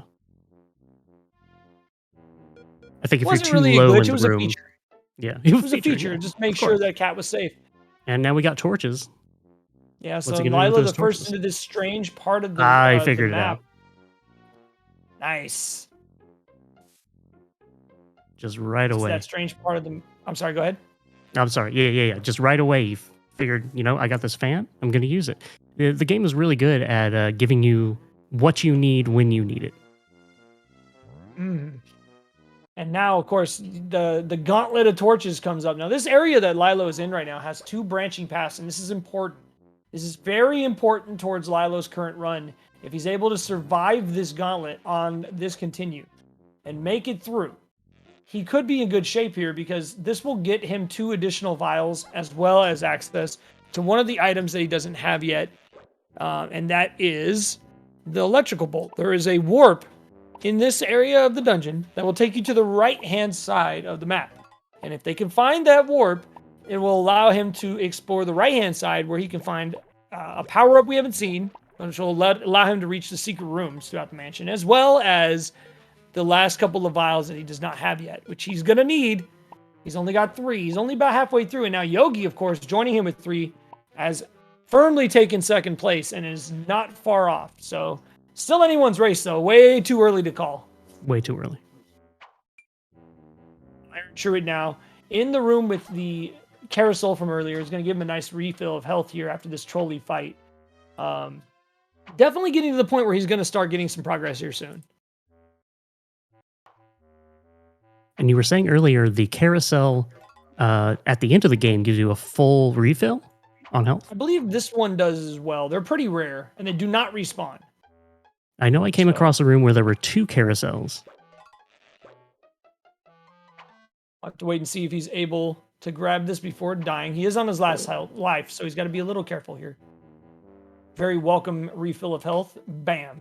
Oh, yeah. Unfortunately, he has not found the key yet. And he is in the area of the map that ProtonJon is also in. John is in the area where he needs that key to get this next vial. And I don't know if he's gotten it yet. If he has, he'll be able to get to 3 vials and get him neck and neck with Lilo and Yogi. Mm-hmm. We'll know right after this boss fight.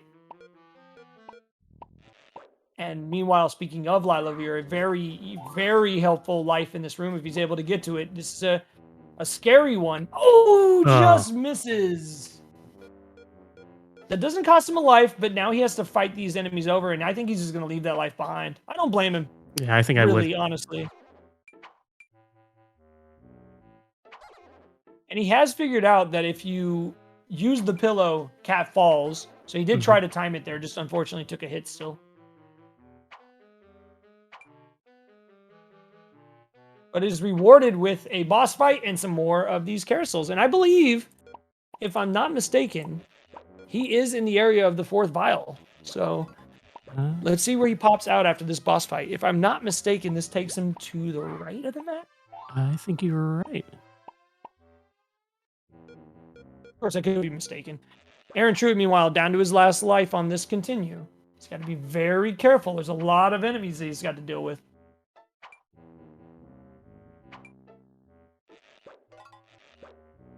Oh, but John reaches the door and he doesn't have the key. Oh, you hate to see Oh, it. no. And now, with not finding that key yet, it'll be interesting to see if he decides to utilize one of those hints or not. Oh, Yogi going up for a vial. Oh, is he gonna get the 4th vial here? Is this gonna believe give so. Yogi the lead? Oh. Oh, he went outside! Hey, there it is! And with a that, the new lead is transferred. change. Ooh. Yogidamonk taking the lead with 4 vials from Lilo. Lilo not far behind, but that is really, really thorough exploration on Yogi's end, because he hasn't missed any vials yet. So if he can keep this up, he might be not only in the lead in terms of vials, but he's got a lot of his lives left. He's doing quite well. And if you're not paying attention to the map, that one is easy to miss.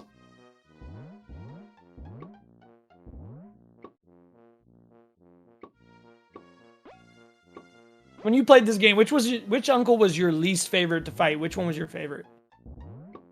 Least favorite, I would have to say Fatso, just because that jug has such horrible hit detection.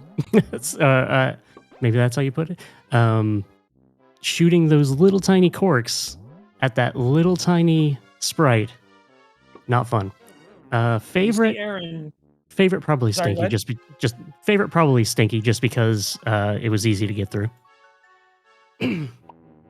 Aaron does unfortunately take a game over, down to 2 continues remaining. Did a very good job though. That boss fight with Fatso, you really have to aim those corks just right, You like do. you were saying. It's really tricky. It's really, really tricky to aim them while you're avoiding him, and he has such a big hitbox. I know that it's not because of his name, although that doesn't help because he's so erratic and he's so fast, especially later on. He does get a little tougher. Yeah. But AaronTruitt earlier, and now Aaron and Lilo on the rematch, both showing us this mechanic. Easily my least favorite of the uncles. My I favorite was believe- Stretch. Oh yeah. Oh, that was really cool. Oh! No, he's gonna have to fight the boss over.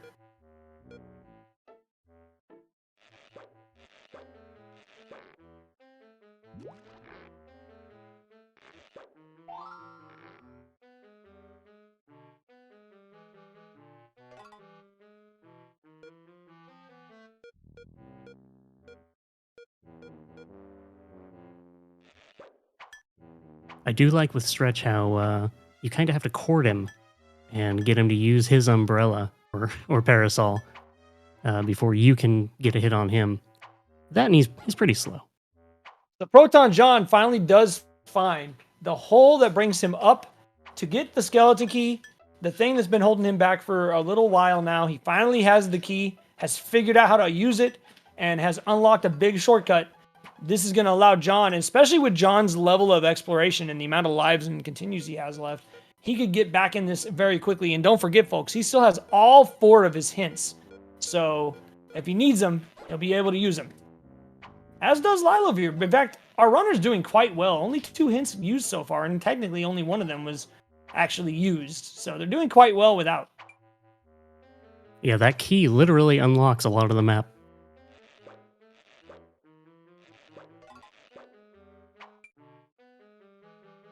Getting quite interesting to see which one of these runners is going to be able to not only move fast, but to survive. All these boss refights, all these spatulas. It's real easy, especially when you're backtracking over and over, to not even pay attention to how many you have left. And next thing you know, you're in danger of a game over. And that would not be good, because the patient runner who plays safe might end up the one that takes the lead if you do. Right. And again, if they haven't been writing down what they've been finding, could be a lot of backtracking in their future.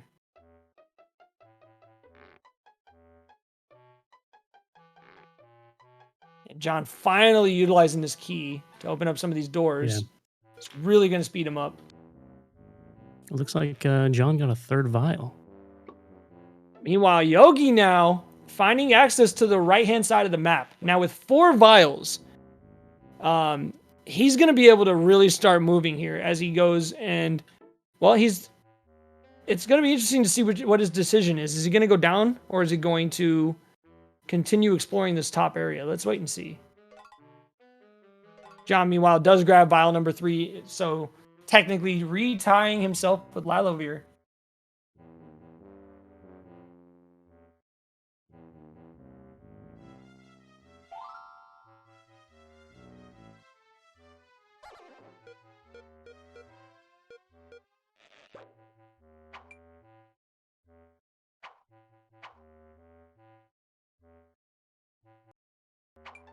Yeah, Lila's walking through one of those zebra rooms. I would have to say The rooms with the zebras probably my least favorite.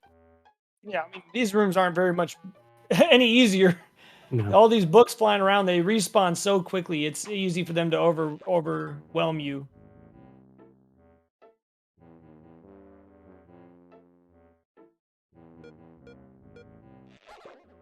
We're doing a good job though, getting through it. Didn't take a Yeah. death. Nice job. Oh, that's fine. But back to the books. So Yogi did find the secret area where that secret item I was talking Oh. about that we haven't seen yet was in, I but missed did that. not get it. Oh. Now that item is not required. No. You don't need the electric bolt to beat the game, as far as I can tell. But not being able to grab those health refills and those extra lives could come back to haunt him as we get closer and closer to the end of this.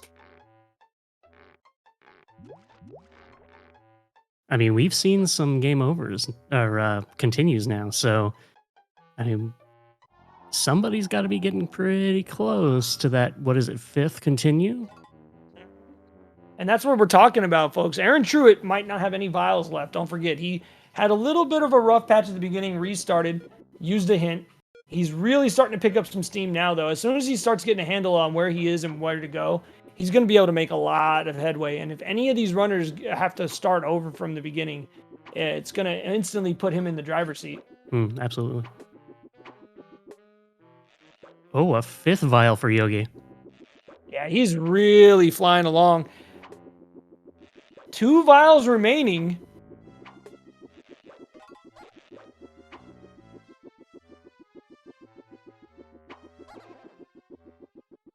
The only question is, will he be able to find the other 2? That is a question. Nicely done by Lylovir. Now, John, having the fan power up, is in the same area that Lilo was earlier. There are multiple paths in this area, including one very tough to reach vial, as well as the access to that other area that has that lightning bolt and that broom. So we'll have to wait and see if he's able to figure out exactly what he needs to do next.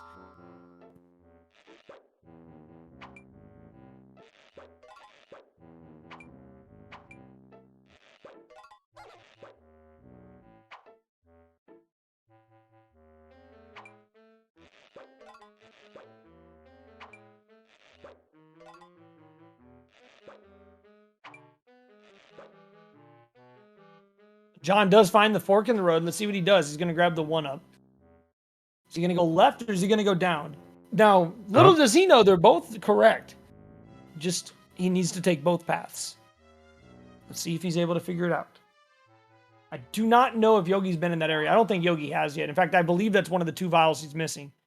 So maybe something that could lead to a lifeline usage or a hint usage at some point from one of these players.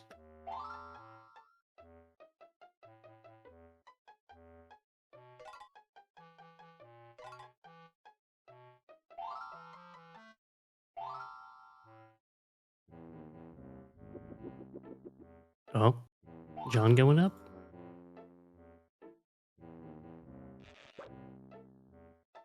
Ooh, unfortunately, takes a drip.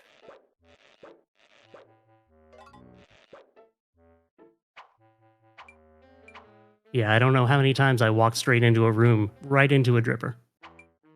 Yeah, it's pretty trolly. It's because you don't really know what you're about to deal with. Mm-hmm. So what I would do when I was playing this is I would go into the next screen and then I'd immediately turn around I did the same thing. and go back to safety and then figure out what item I needed and then try again. Because I had a lot of those times where I'd just get hit in the face with like moose snot or a flying banana. Who knows? Yeah, those does fruit find really another are the locked worst. door.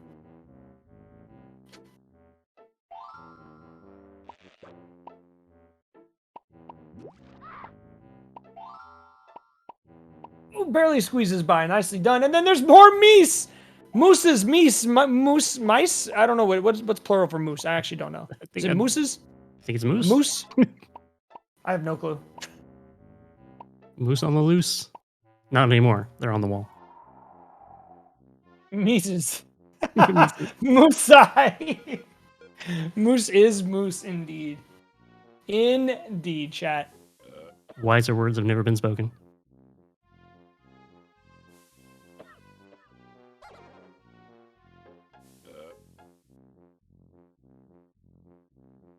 Moose and squirrel. I can't do a very good accent of Boris, or I would. It's moose and squirrel. There you go. Thank you.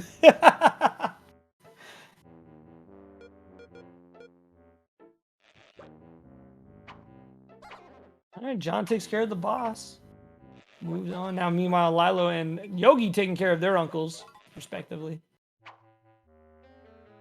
And these bosses do get old after a while, but at least the more you do them, the better you get at them.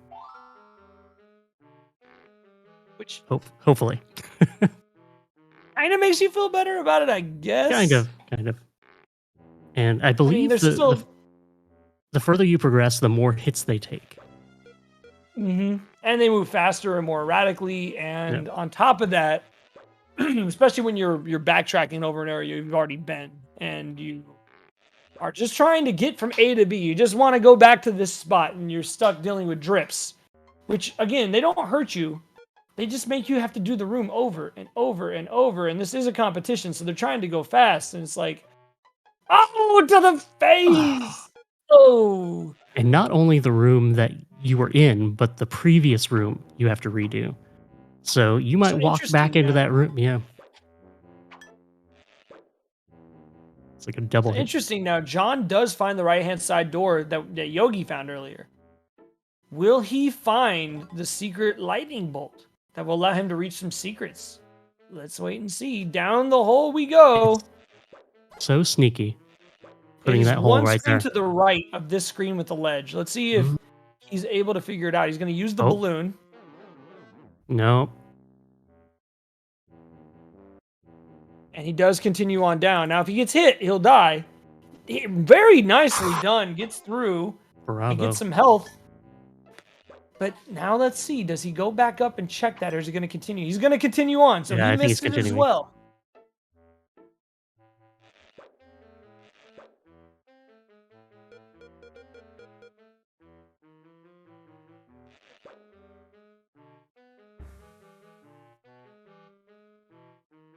And honestly, I would not have thought there was going to be an item outside the house.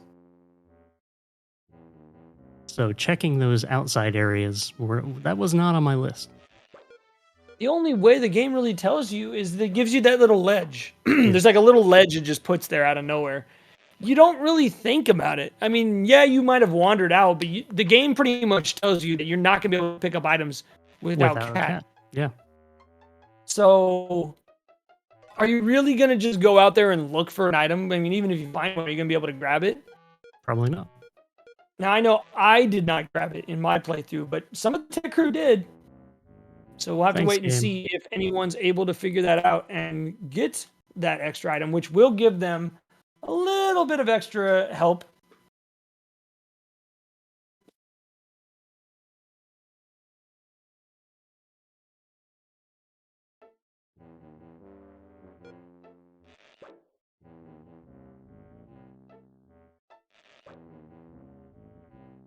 It looks like Lilo picked up a 4th vial. I must have missed that one. Yeah, so sitting with 4 vials now in second place. But remember, of all the runners, I think his is the most dire of health situations as he takes a death. Absolutely. Going for the health there. And now he's got to move. Oh, no, the game. Game. Wow. Why you do this game? Why you do this?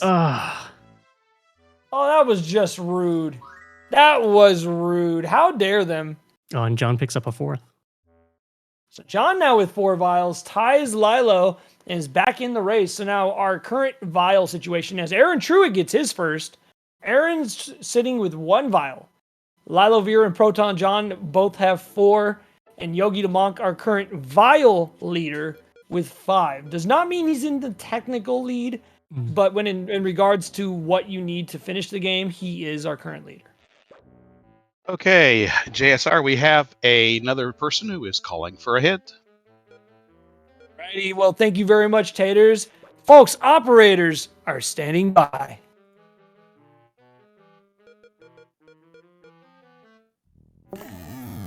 All right, ProtonJon, you have elected to use 50-50. When you're ready, you'll ask your question live and we'll give you 2 answers you could possibly use. Are you ready? All right. Okay, John, ask your question. How many Elixir of Life bottles do I need to finish the game? Okay, your 2 answers are 9 or 7. Go ahead and make your choice. Back to you, JSR and Pole's Voice. Awesome. Thank you so much, Taters, and best of luck to you, John. Hopefully those hints will help you get on the right path to figuring out the end of the game. A very good question, I might add, because we did not specify how many of these items they needed to find. So very astute thinking on John's behalf to think of that. As you know, you never know. You don't know there's 7. You might keep looking for some. Right. You might be backtracking when you don't need to backtrack. And of course, we all knew that already, and now John knows that. Well, he might think there's 9. But in regards to the other runners, they don't even know. You know, they may not even know what those vials do. Mm-hmm. Of course, we did give them a little bit of hints at the beginning of the broadcast. We did have our co-host Taters Games tell the runners that there are a specific amount of a certain item in order to reach the game. Excuse me. So it is possible that they were assuming that, and I kind of think that's where the question that John asked might have stemmed from. We may have to ask him later on. Right. As we get closer now, Lylovir down to his final life again, dealing with these candles, and I don't know if he's got any remaining continues. So this could be a very pivotal point in this match, as Yogi is also down to his final life as well. Both runners in jeopardy of a game over, but he gets a 1-up! At the best possible time, Lylovir finds a 1-up, saving him from the Reaper for at least a little longer. Very clutch find for Lylovir. Meanwhile, Yogi does take his death, so I believe Yogi and ProtonJon are both on their final lives. Their final continues, excuse me. So this is going to be a little stressful for them. There's a decent chance we might see some do-overs here. We'll have to wait and see. Going into this, I absolutely expected some do-overs. Yeah, and that's not to say that anything in regards to the skill of the runners. More so, absolutely not. That this is a difficult game with a lot of backtracking and it's tedious. And it's really easy for you to feel behind, even if you're not technically. I mean, yeah, we're saying that Yogi's in the lead. If Yogi game overs, he's in last place, technically. Right. So, I mean, that could happen to any one of them, especially in their last continues here, as we see now Lylo down to his final life again. But, I mean, how much more confident would you be going into a second playthrough on this? Oh, for sure. Absolutely. Knowing how to fight the bosses, how to get through the enemies, knowing that there's some secrets and what order of items. This is the kind of game that if I were a contestant, I'd be writing down the order of operations of which I needed things. Like, you need the pillow to find the rope, to find the balloon, to find the fan, to find the key. You know, like figuring out that order and then figuring out where those items were so that on a second run through, you can easily get them and get back in it. Right. Get those notes out in chat. Those amazing emotes, by the way, that our good friend Lady Galaga. You might know a little bit about Lady Galaga, Pole's Voice. I do believe that I'm married to her. I'd have to check. I'd have to check all the laws, all the paperwork, but that sounds right. His wonderful wife was the creator of the emotes and images of our Speedrun Hall of Fame mascot, Zippy. You can use ! Zippy if you'd like to learn more about them. These beautiful emotes just went live. And Lylovir takes a death! And that is a clean... Oh, wait. Does he have another continue? No, that's... Wait. Yes, he has one more. Oh. Okay. Well... It continues. I'm wrong. Back to Zippy, because Zippy's great. You can get these emotes for yourself right now, folks.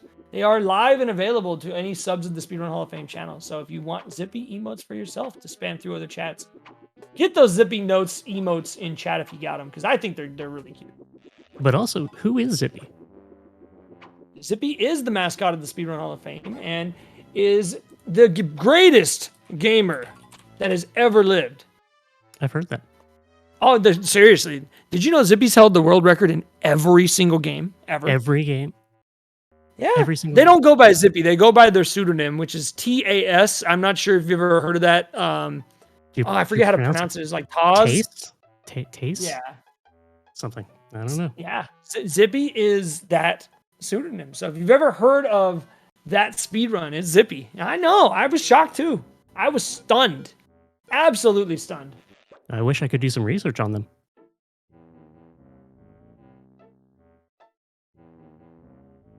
Luckily, there's a link in chat.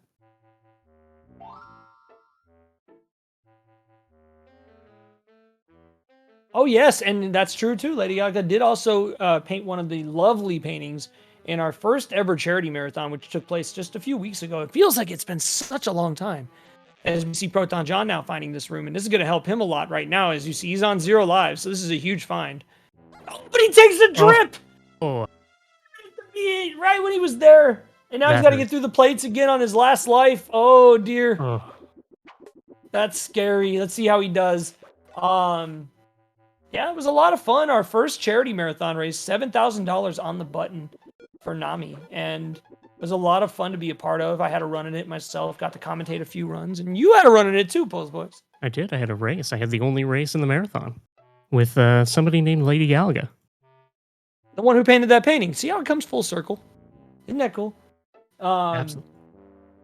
They'd be known as Tippy indeed. Absolutely. But yes, you actually can see prints, photos of the prints if you use that chat command that Cutie Roo had posted in chat a few minutes ago. And there are a lot of beautiful donation prizes that have just been sent out to the winners, as a matter of fact. So definitely hope they all enjoy it. I'm jealous. I wasn't eligible. I wanted a prize. It's not fair. I wanted one.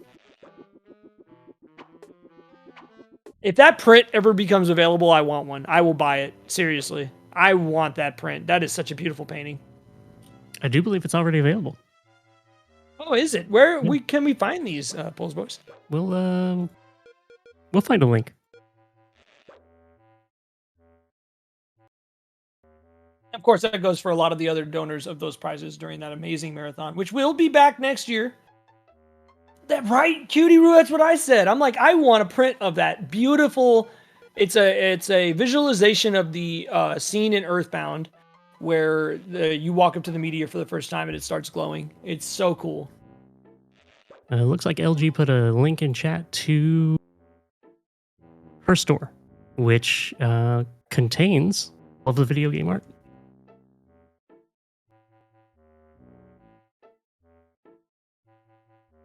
So many links in chat. All right, so Lylovir did find the basement area. Did he get the vial? Does he have 5 vials now? I didn't see. He's having some fun with the map. He did. Okay. He wants to see how deep this map goes. Yeah. And he does have a tie with Yogi in the situation involving how many vials he has. But down to his final few lives, he's got to be very careful here. Can he get out? Only 2 vials left. So 2 vials and 3 lives. Theoretically could be near the end of the game if Lilo's able to stretch these lives out. Be fairly unfortunate if he lost all those lives. I mean, I don't believe in a commentator's curse. Of course, I would never say anything like that, but... What, a commentator curse or a speedrun? Never. No. Never. Never. So I'm talking about it. Just if these 3 runners game over, it puts AaronTruitt right in the driver's seat, and he still has 3 of his hints. So I mean, definitely still a long way from this race being decided at all.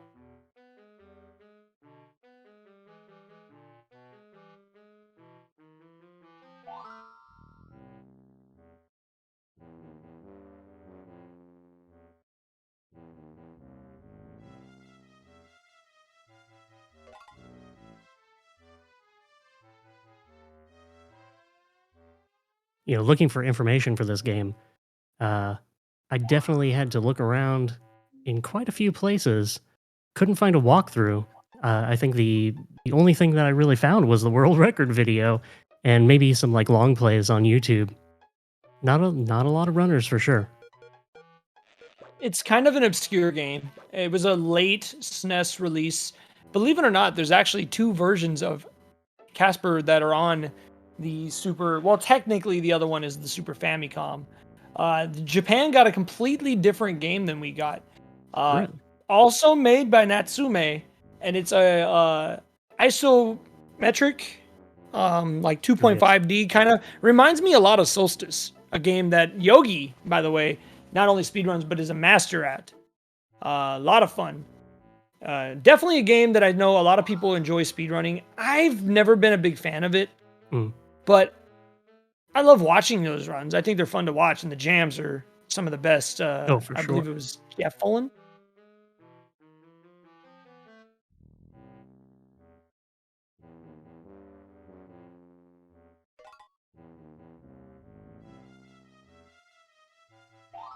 Ooh. Aggressive move by Lilo, unfortunately not able to make it. And now Yogi in the area.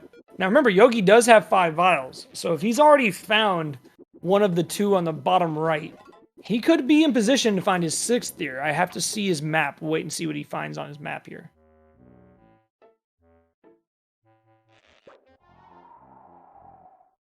Not sure that I've even seen Yogi open the map all that much. Someone may be taking notes. Could be.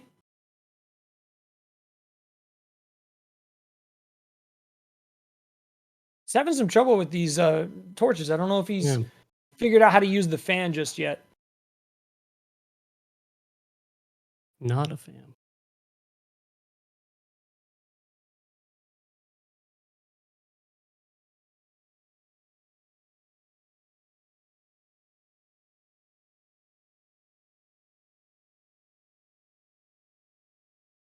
Lilo stuck between 2 dripper screens. This is a really tough screen to get by. All these drippers are so tough when you're in a situation you're trying to go fast. It is so hard, so tedious. Just barely making it through.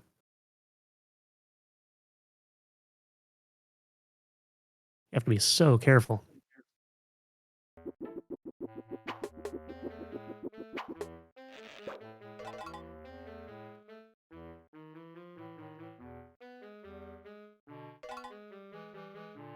Oh, what? I thought he caught that. The moose, or that zebra snot. I'm sorry. It's not I disagree. Mooses. It's not mooses anymore. Zebra. All right, James, we have another person coming up to ask to ask for a hint. Okie dokie. Let's send it over to the tech crew. Operators are standing by.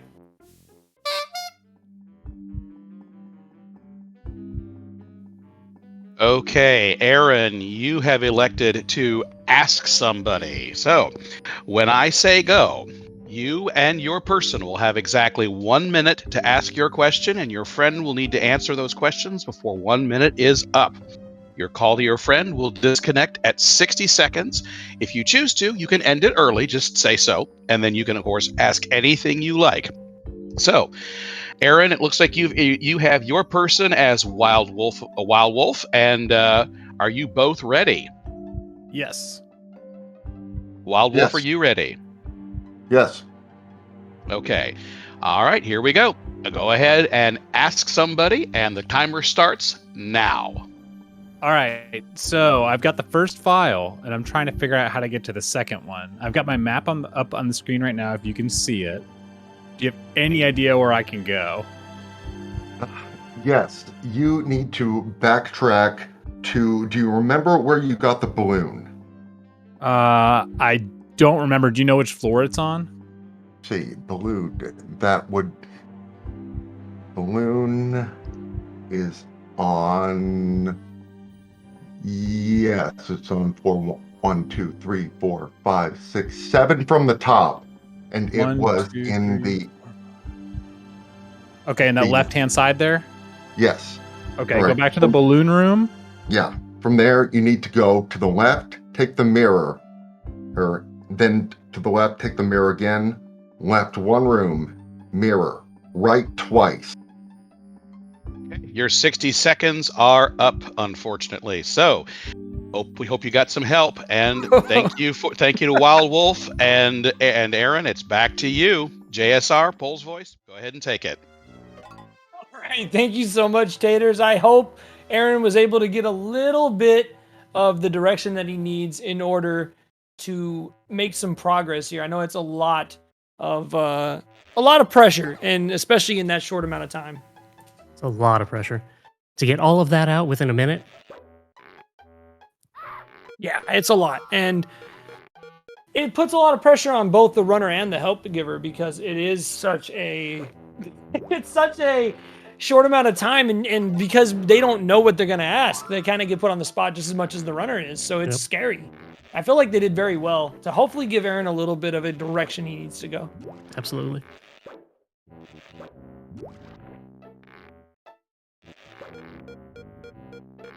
Now with closing in on the halfway point of the race, we're still a little ways away. ProtonJon has 3 lifelines remaining. He still has his lifeline as well as the pole and the ask somebody. Lylovir still has all 4 of his hints, so even if he does game over, he's in the special room. Is he gonna figure it out? Let's see.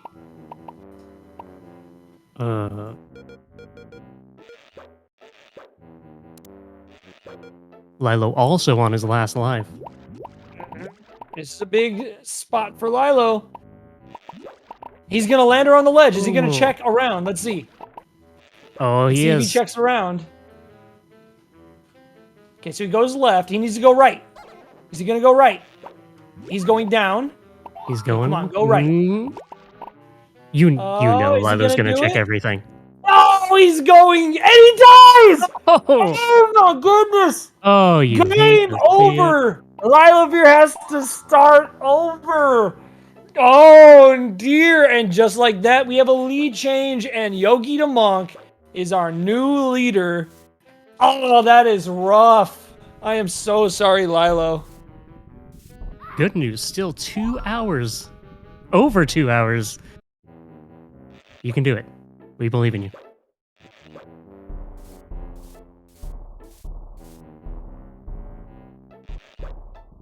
And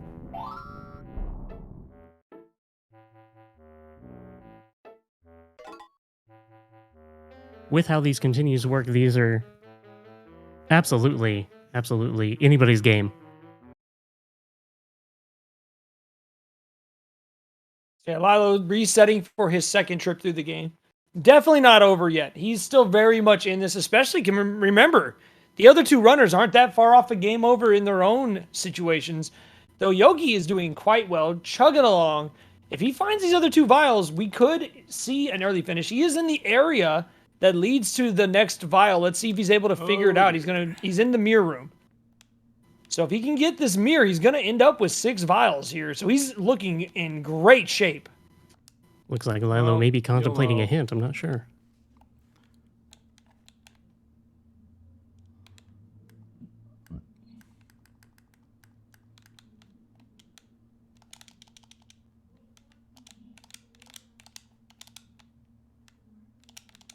Just another pesky boss fight. No big deal. And that one just beelining towards Yogi. He couldn't dodge that at all. Especially Stinky. Stinky is so mean. Just flies right through you. You take damage. So distracted by the game over and the progress going on. I'm not sure if Aaron went the way of the hint or not. I'm going to take a look and see if I can see where he is on his map. I know the directions given to him were quite complex, so we'll see if he's able to figure out the best way to go.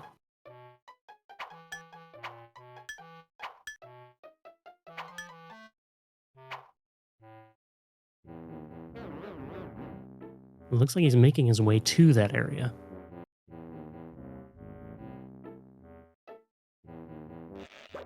Oh, takes moose snot or zebra snot, and then Yogi right afterwards. Both taking zebra snot, and then Yogi gets a hit immediately afterwards. Thanks, game.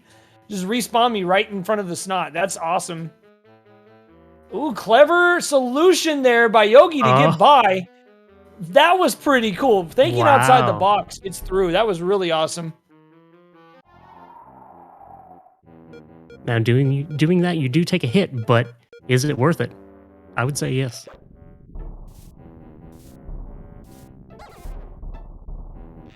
Yogi also figuring out that you can backtrack.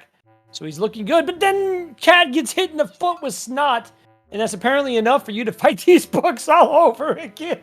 Gotta clean off those shoes. Oh, I feel so bad. I feel so bad for these runners. All right, AaronTruitt now down to his final 2 continues and takes a shot as soon as he spots. Oh, this game is brutal, man. Why would you do that game? That's true. It is absolutely possible for a runner to take a breather and come back and then sweep the whole thing. Far from over. Remember, all these runners are in danger of a game over at this point. So if any of them do happen to game over, it's going to make the final sprint towards the finish line a lot of fun to watch. So we're waiting for Lilo to return from his breather after getting his... He was the unfortunate first one to game over, but that could be a blessing in disguise if he's able to recover and get back in this race, because like I said, none of these other runners are that close to the end. No. And now ProtonJon is on his final life, so we could see him joining Lilo back at the start here very soon. ProtonJon finding a 5th vial, but can't get to it quite yet.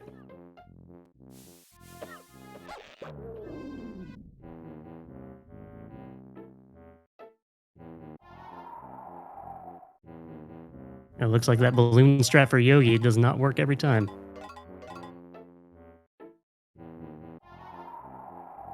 Yeah, iframe abuse in this game is kind of weird, the way it works. That you do have iframes, but it doesn't really come into play like you would see in like a platformer or in an action game.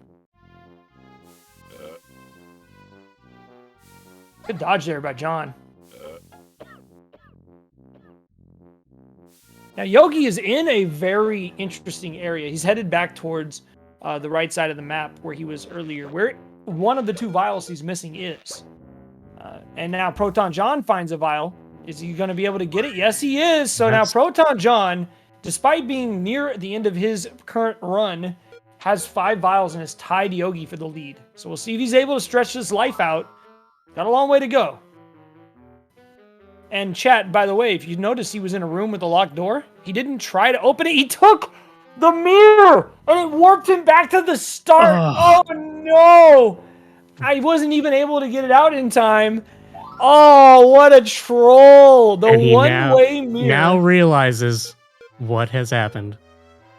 Now that mirror, believe it or not, that's not the worst thing that just happened to John, because he didn't have all 7 vials. That is the final door of the game. You need all 7 vials to get through that door. So if he attempted to open it with the key and it didn't open, then he'll know that. If he didn't, well, he may be kicking himself right now. And hopefully is able to... Maybe he saw that, and that would be huge for him if he was able to see that before the mirror took him. Yogi now with 6 vials. Yeah, Yogi was 6. Very close to the end of the game. Takes the lead right back. And with 4 lives in his inventory is looking quite good.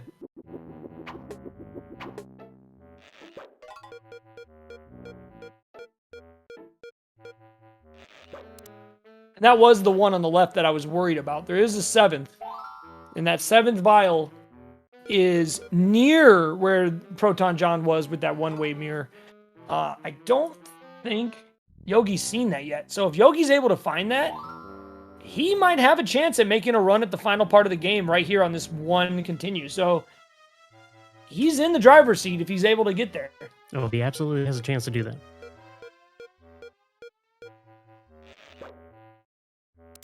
And chat letting us know that Yogi already did see that one-way mirror. So if he did, then perhaps he knows that that's not the answer. I'm waiting to see his mirror. Oh, he had his map up for a split second. I didn't see it. Just too fast, even for me.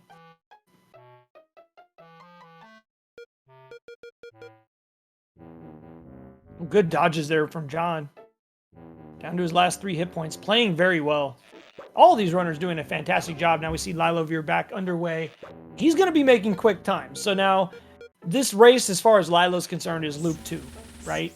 Yes. That's what he has to make the play for. I'm on loop 2. I've got a fresh start. I've seen everything in the game. I know what to do now. I know how to fight these enemies. let's go. You know, whereas these other runners are under a lot of pressure. Lilo knows that he's not going to win unless they game over now anyways, unless he's very, very fast. I mean, he is pretty fast, so he could definitely accomplish this. But I would say right now, the big factor is Yogi being able to find this vial without, you know, going the wrong way and taking a death at the wrong time. He does still have all of his lifelines, his hints and lifelines, other than his pole, which we know is used for pepperoni pizza. And I mean, that's a good reason to use them. I would. Absolutely. I would. So. I mean, even though it's and the then, wrong of course, answer, there is ProtonJon, who's doing a very good job at stretching these lives out. Down to his final life, I believe. He might have one continue remaining, but I believe he's on his final life. So if that's the case, doing a great job in stretching it out.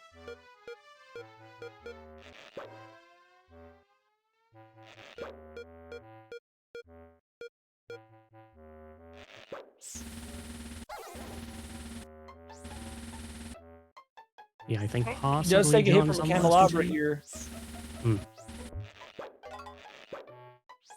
Good dodge, and he's going to get a health refill there. Very clutch. But then immediately gets hit and loses it back. Back down to 3 hit points.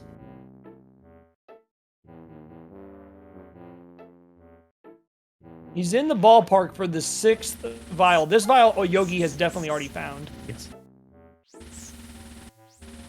How nice of those Good candelabras offense to just sit up there and wait for you. Yeah, very nicely handled, but down to his final hit point. John, be careful.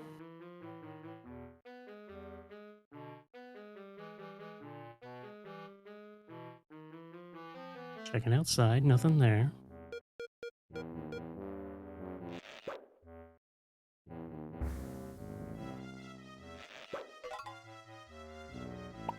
Players have a lot of this map unlocked now. Hope everybody's taking notes. Oh, this is scary. That 1-up would be huge. Can he get there? If he takes a hit, it's a game over. If he's able to get it, it gives him a whole new lease on life. He's going for it. Yeah, he is. He's playing it smart. He gets the 1-up, and is it going to be able to escape? Oh, he's smart. He's taking his time. Yeah. He's going Back for and it. forth. Oh, he's He going for made those it! hats. Oh my gosh. Wow! The fortitude. That I'm was- trying to say it PG. Like, very gutsy move and very wisely, patiently executed. Very nicely done. And now ProtonJon has a new lease on life. Should be able to explore absolutely some wild. more of the castle or the mansion or the dungeon or whatever you want to call it. I'll call it a dungeon. The Zillow listing. We are Yeah, trapped, fixer upper needs some TLC. 1.2 million. trapped in this Zillow listing. Easy access to the road and the views. Can't beat it. I would totally buy a house like this and fix it up. That'd be so cool. I want a fixer-upper like this. That would be cool. Just have like a speedrunning commune. Just everybody come and I just want a mansion. have a like room. that, like an old mansion. I don't want no, newer mansion. Well, okay. I mean, the beggars won't be choosers. If you want to give me that mansion, I'll take that one too. I'm cool. But I mean, if I had to choose, ooh, John now at the boss fights with those wonderful carousels. He does already know that the carousels refill your health. So if he's wise here, he'll save that. Mm-hmm. And he saw us. Well done. And now the area we saw earlier with Yogi and the mirror and the balloon. Speaking of Yogi now, in the area that ProtonJon was just in. Still has 2 lives remaining, but down to 1 hit point. Takes a hit. Down to only his final 2 lives, Pole's voice. This is getting kind of scary on Yogi's side, man. I haven't been keeping. Lilo, of course, getting back into it. I haven't been keeping track of Yogi's continues, but I would have to assume this is probably it. I think it is. Don't quote me. Somebody's gonna quote me, and that's okay. I probably deserve it. Look at ProtonJon using the iframe abuse there. Oh, yeah. To get through. That was really well done. Have a couple runners figuring that out. Yeah, that was really, really cool. And then a clutch. Oh, that is huge for ProtonJon. Down to 1 hit left with 1 life remaining. Gets the health refill before he takes the death. How dare you, Shaddy?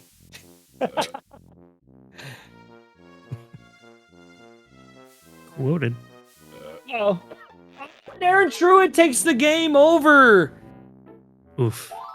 Now, That's- the good news for AT is he's seen a lot of the game. He understands Yes. how to get started. Lilo takes his first death. As right here, he is anyone's game.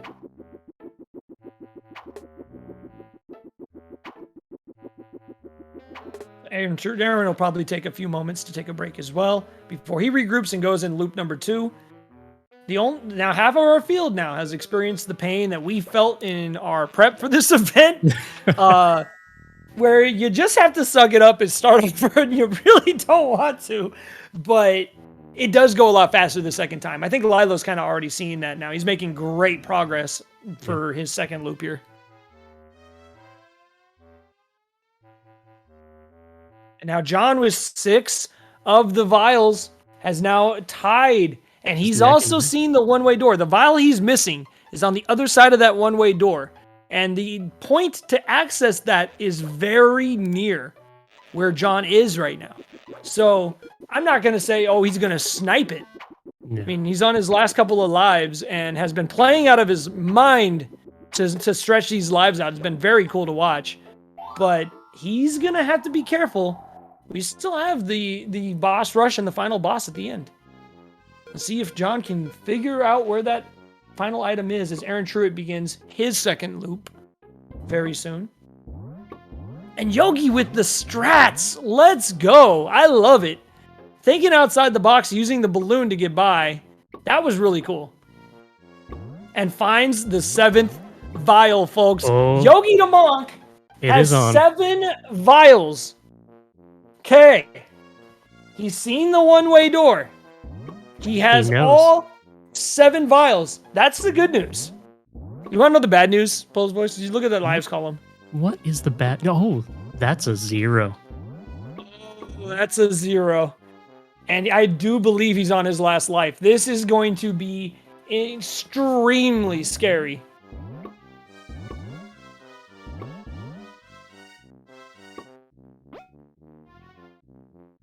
He hit the 2-hour time mark. Yogi now being very deliberate. He is in the lead. But for how long? I know we've both seen Yogi in action before, and he can do it. If anybody can do it, Yogi can do it. I've been a speedrunner for almost 7 years, and I've speedrun against and with some of the best in retro speedrunning. Yogi is by far one of the most talented speedrunners I've ever met. Just the natural ability for this man to pick up platform games, action games, puzzle games. Absolutely. It doesn't matter. You give him any genre, and he's just good at it. You know, there's certain runners that you just, when you think of those retro legends, the Cool Kids, the TMRs, the Cosmics, and the Darbians, you know, you do say Yogidamonk. He is literally a 4-time champion of the Big 20. I mean, I know a lot of good runners, myself included, who've never even been close to a Big 20 championship. So it's a lot to have on your shoulders. Yeah, it's just absolutely talent all around. But he's showing it off here, folks, stretching his last life down to 1 hit point remaining. And oh, he's going to take the hit. Is that it? Is that game over? It's game over. No, he's got continues. He has a continue. He still has continues. He Where still did has get all 2 those continues. 0 Where did he counts get as all a those? continue. I don't know. I guess you get continues from points, maybe? Oh. I don't know. Well, that's good news for Yogi. That's bad news for John and for Lilo, Yeah, but... Bad news for everyone else. Yeah, bad news for everyone else. Got a long way to go, though. Is he going to be able to get there with only these last 2 continues remaining? But that does change how this is looking. We could see the final stretch of the game right here if Yogi can figure out how to get there, but there's still a lot of obstacles left. He does still have 3 of his hints remaining. We'll have to wait and see if he's able to figure out what he needs to do to get through to the end.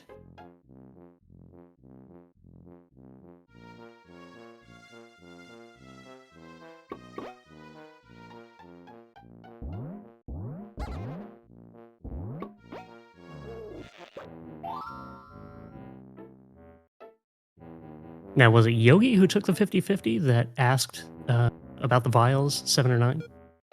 No, that was John. So John Okay. did get that hint. In fact, Yogi's only hint was about pizza toppings. It was about pizza. Yeah, he's doing quite well. So with very confident. little help from the outside. So I mean, all these runners are really doing a great job at Everybody. figuring out where to Yeah. go and what to do. Lylovir, of course, still has all of their hints, and Yogi still has 3, including the all-powerful lifeline. Nobody's used the lifeline yet. That is the most powerful of the 4, but it does come with a huge price. Once they use that lifeline, they will lose access to any of the hints they still have remaining, and they have to take a 2-minute penalty box if they do so. So it'll be up to those runners to decide if they want to use that hint or not. Operators are standing by if you decide to use it. We'll have to wait and see if any of these runners need it, or if they're going to try to get through without the hints, which is a huge accomplishment. If you're able to get through without the help, that is pretty impressive if you ask me. At this point, it looks like Yogi may just take his pizza and go home. I don't know. On his way towards that one-way room, if he's able to make it, there are still some very tricky obstacles. And Some mean rooms coming up. I could tell them Pull's voice, or I could save it. What do you think? Should I spoil the surprise? Oh, I don't know. Yeah, go ahead. Go ahead. I think I'll give a little bit of it away. There's a very difficult obstacle coming up. How difficult? You might be asking. Well, you'll wait and see. You'll see. But it is very feasible to see these runners take a lot of deaths very quickly, because it's a very frustrating obstacle that feels like it's completely RNG. And I was able to get through, and I don't know how. I don't know how I got through. Are you saying it's not RNG? I believe it is, actually. Okay, all right. It was one of those kind of things where you get there and you're like, oh man, how the heck am I supposed to do this? And he is headed in the right direction. Yeah. Well, actually, no, wait a second. I don't know if he is. Well, let's wait and see. Well, we're not there yet.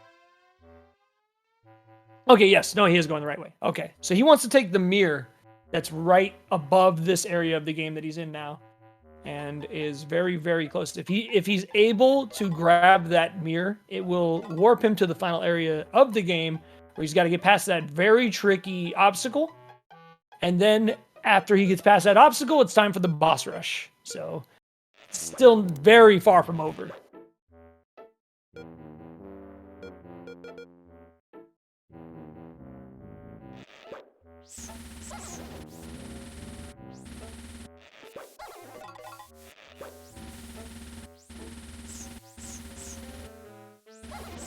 And ProtonJon's still not that far behind with 6 vial.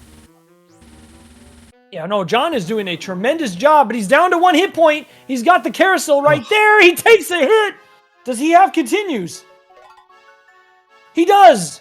Okay, so I have to think then, because I know for a fact that I saw John's continue screen. He had no continues left.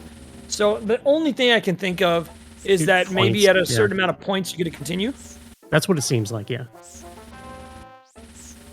Maybe all those hats, maybe the carousels contribute to that.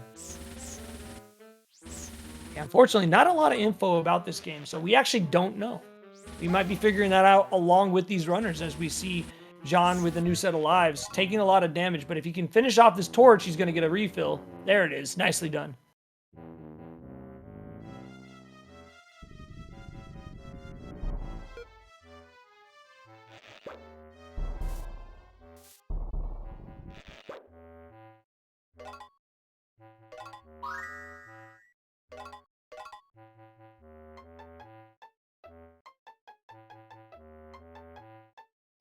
So the question in chat about the health bar, the word Casper at the bottom of your screen is Casper's health.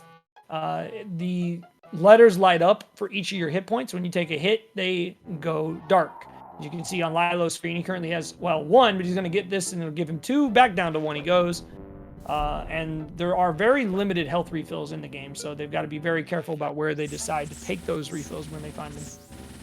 Yeah, the health and Casper peeking over his name there, which I would probably consider to be magic, I guess, since when you use some of those items, it can deplete as well, which also depletes your health. It's not an easy thing to understand.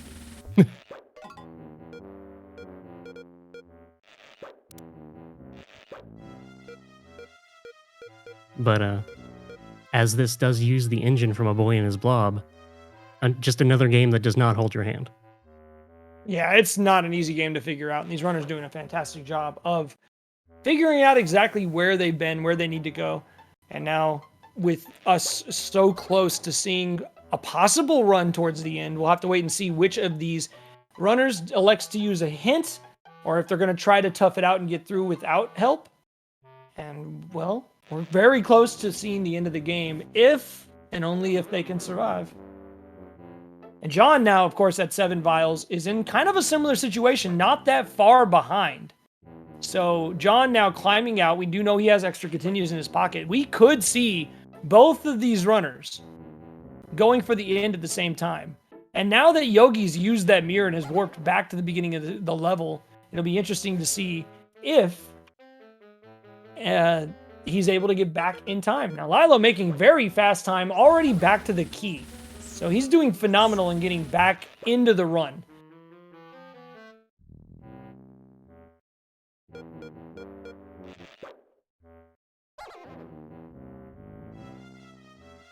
So both players on the left hand of the screen, with 7 vials. I mean, still anybody's game at this point. It does look like the points do contribute to your continues.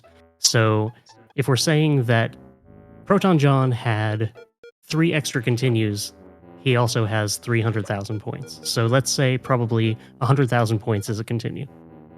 I mean, that definitely makes sense. I can see that being the way that it works. I mean, there's not a lot of writing, but that would make sense on the same note about why Yogi, we thought he was out of continues, but had more in his pocket. Exactly. So points being a much more important part of this game than you might have thought at the beginning, as far as extra lives and continues are concerned. Mm-hmm. Make sure you're picking up every hat. Okay, JSR and Pole's voice, looks like we have another person asking for a hint. Okie dokie, when we're ready, operators are standing by to you, Taters. I have no idea. Okay, Yogi, looks like you have asked to ask somebody. And so here's how this works. When I say go, you're going to have exactly 1 minute to ask a question with your person, and your friend will need to answer those questions before that 1 minute is up. Your call will disconnect at exactly 60 seconds, or if you feel you've gotten everything you need, you can go ahead and end it early. You can also ask about anything you'd like. Okay, and it looks like we are joined by Overswarm as well. Are both of you ready? Yeah, can you hear me? I can hear you just fine, Overswarm. Yogi? I'm ready. Okay, here we go. Your time starts now. Okay, I have 7 vials. I assume that's the thing to beat the game. I think the 7. Go to the right, and there's going to be a mirror that you went through. You go back through it, and go through the mirror next to where you got the broom and the fan, and that will take you back to the lower right. That door you couldn't open before, that leads you to the final boss. You are on your last life. There is an electricity power-up on the 4th floor on the outside of the house. I don't know how it's used, can't find anybody getting it, but it takes you to various bonus rooms through power outlets, which have 1-ups in them. The final boss is a pirate form. Wait for her eyes to glow and then use the sword. You reflect her beams back at her like Aghanim. She shoots acid at you as well. You can't do anything about that, but if it hits the water, it turns into health. There is a boss rush before that boss. If you die, the red vials, 1 on 2nd floor via key, 2 on 5th floor, 1 accessible from 6th floor via balloon, 1 on 7th floor, and 3 on 12th floor. How do I get back to the lower right? Go to the right. Go through the mirror. 2 from the right on the floor you're on. And then go through the mirror by. That's all. That's it. So, Yogi, hopefully that was helpful to you, and we'll see how you do from here on out. All right, thanks. Thank you so much, Taters. Best of luck, Yogi. You're doing great, and I wish you the best of luck in closing this out. Good luck, and great job, Overswarm. Can I just say, Pole's voice? Wow. And Taters, while you're still here, that was excellent. Yeah. What a professional. You want to talk about giving a masterclass on how to give a hint? That's a masterclass on how to give a hint. Wow. That was excellent. Not only giving him the progression he need, but giving him a backup plan. As you see John going by the screen that had the electricity earlier, none of the runners able to find it. Let's see if Yogi even goes for it. Down to a few lives left.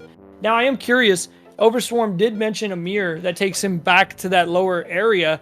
Unfortunately, that mirror is a one-way. So I'm not sure, unless he was talking about taking the B one to the H one. That would work. If he takes the mirror to the right of this boss that Yogi's at now, this one right here, is he going to take it? Let's see. I believe that's the mirror he needs. Looks like he might try to go to the left first before trying that mirror.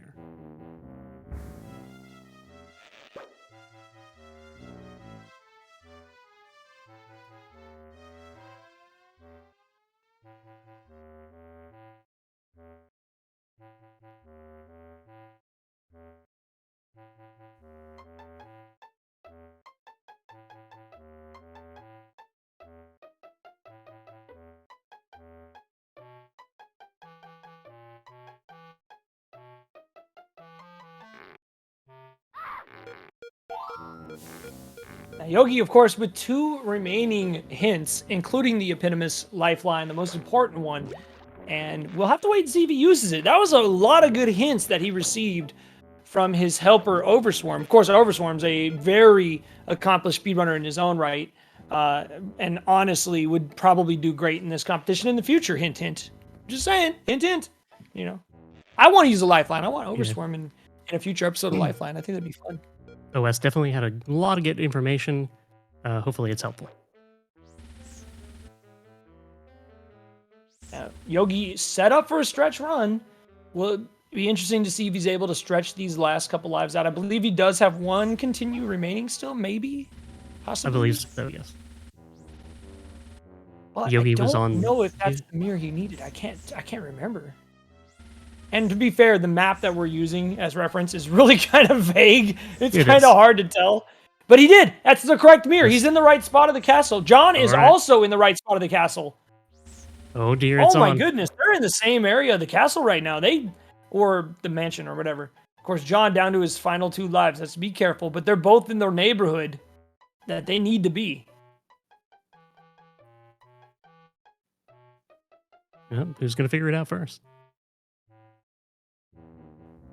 Lilo already, with 1 vial, has already made his way back down to the lower left area of the map. So making very quick work of getting... Yeah, he's already explored like half the mansion on his second loop. So he's not out of the woods yet. He could still win this, especially with how tricky this area is. And one thing that Overstorm did not mention is that Shaft of Doom that I was kind of mentioning earlier. I'll tell you all about it real quick because we kind of have a little bit of what's coming up at the end already spoiled. So after they open that door that they need all 7 vials to open, Paul's voice, they have to fight an uncle, which is also the checkpoint.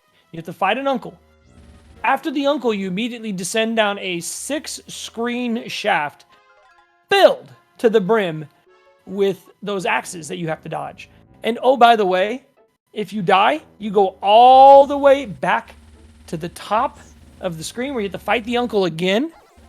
And it took me, I don't know, and maybe Maya can back me up on this. I can't remember for sure. It was like a continue and a half to get through it. I believe that, yeah.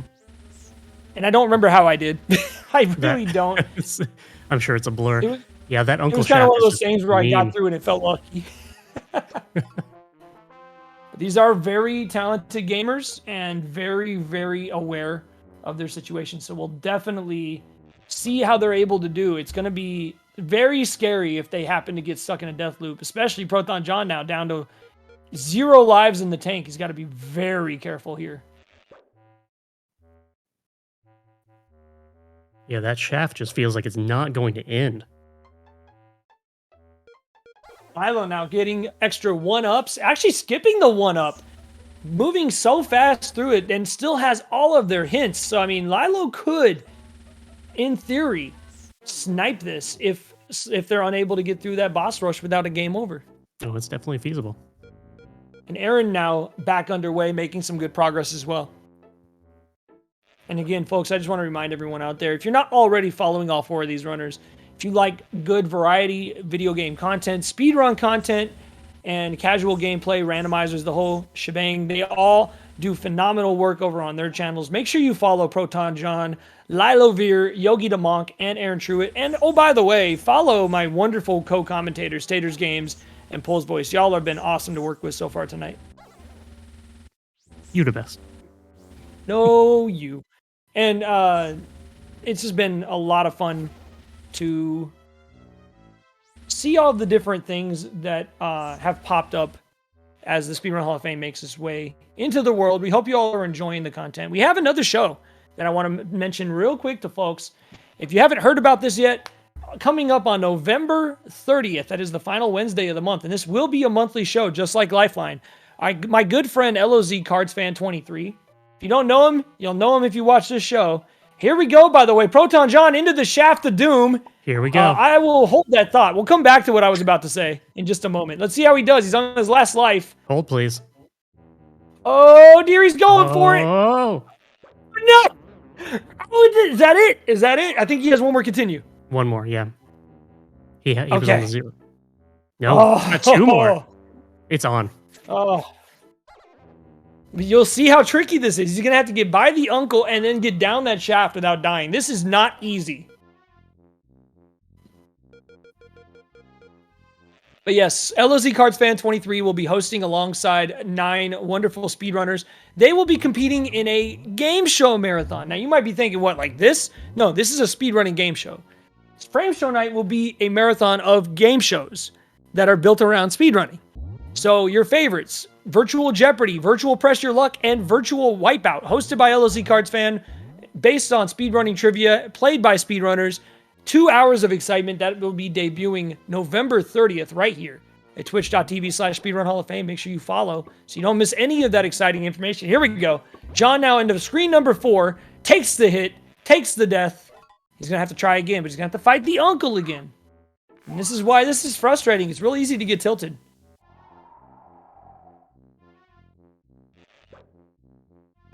And that's exactly what you were talking about, burning through an entire continue just at the top of the shaft. Like, so hard to get through.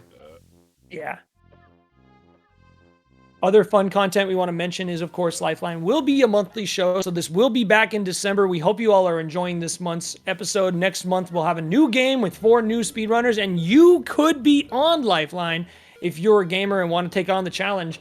Head on over to speedrunhalloffame.com and go over to events. When you hover over Lifeline, you'll see the application form there. You can apply to be on Lifeline yourself. We'll be taking anybody as long as you can handle the heat. Operators are standing by. Here we go. John making another attempt. Has 1 hit point off. Here we go. 2. Oh, took 2 hits there. And just kudos to all of our runners. I mean, He got hit. taking that game over is so punishing, but just starting that second loop knowing the information that you know. 1 hit left. Can he make it? Last screen. Oh my goodness. Is he going to make it? Oh, The last screen. He's going for it. he knows. He He knows. made He's it! gonna get there. Oh my Oh, god! he made it. Oh. He's through. I cannot believe it. Oh, that is huge for ProtonJon. That is huge, ladies and gentlemen. Now, can he Right. make it? Everybody can exhale now. Nope, never Oh, mind. not yet. He ain't there yet. Oh, no. Ah! Oh dear! Bouncing balls right to the face.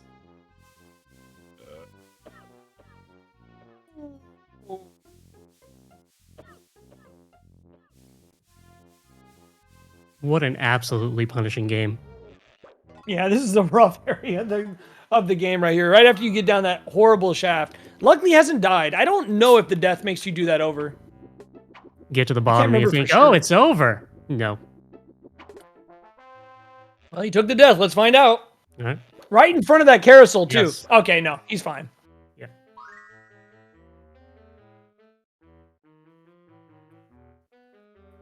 This puts him in pretty good shape as Lilo grabs his second vial, quickly getting back into this. And Yogi takes the game over!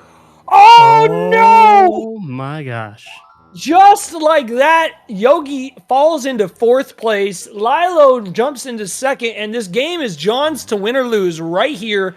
right now. If John does not make it through, Lylovir takes the lead. If John makes it through, these runners will have 30 minutes left to get as far as they can. Let's see how they do. John in the boss rush now. Just the absolute roller coaster of emotions. Oh, John still has his lifeline, so if John gets to the final boss here and recognizes that it's the final boss, he might use his lifeline to figure out strategies to beat him. And they can do that. That is allowed. The lifeline is allowed to be any question or hint that the runner desires. We'll wait and Use see all of if them. John decides to do that. so John knows he's in the final part of the game. Use all those lifelines. Gets a very valuable one-up.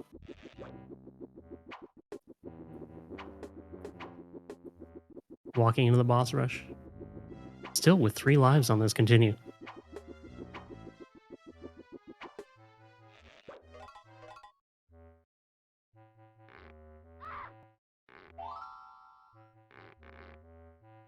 Snags the pirate hat.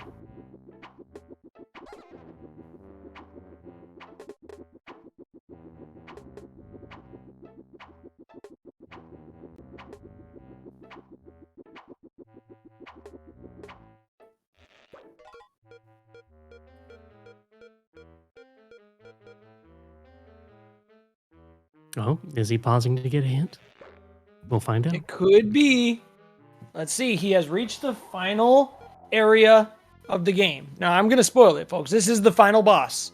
If John can somehow figure out this fight and win it, John will have won the inaugural episode of Lifeline. He is at the final boss.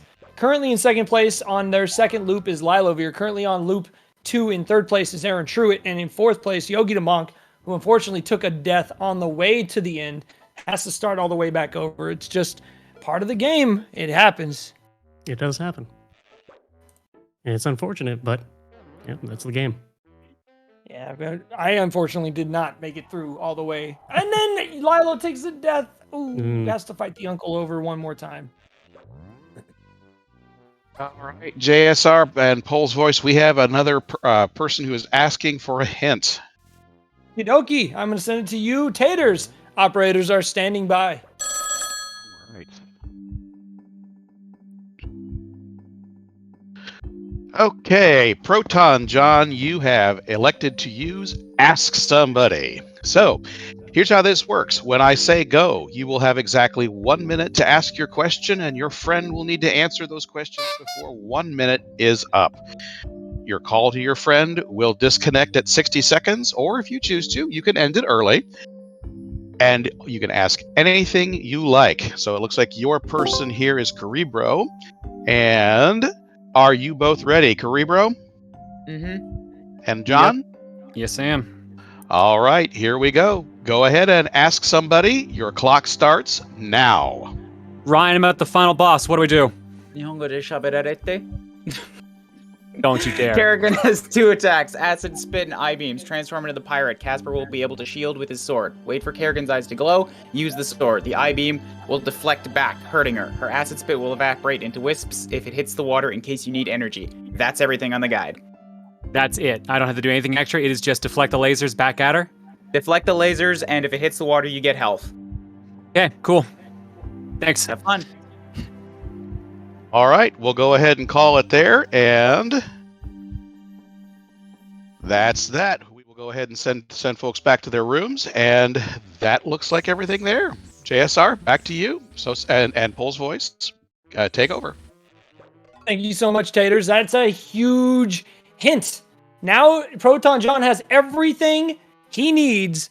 If he can pull this off, he will be the winner on his final credit. This is intense. Are we gonna get to see it? Pole's Voice. This is pretty intense. I don't know, man. I'm on the edge of my seat right now. I know I paid for the whole thing. Yeah, you and me both. That hint was amazing. I mean, that's all the information you need. All right, there comes Kerrigan. You remember in the movie, she died. She death abused. She took a death abuse in the movie. She died intentionally. And then after she died, tried to get the riches, which ended up being, I think it was a baseball signed by the Brooklyn Dodgers. Can I remember ProtonJon correctly. pull It's this been a long off first time.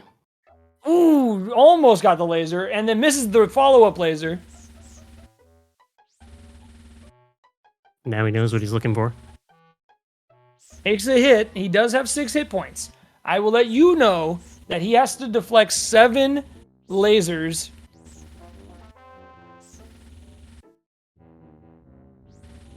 What a weird Ganon fight.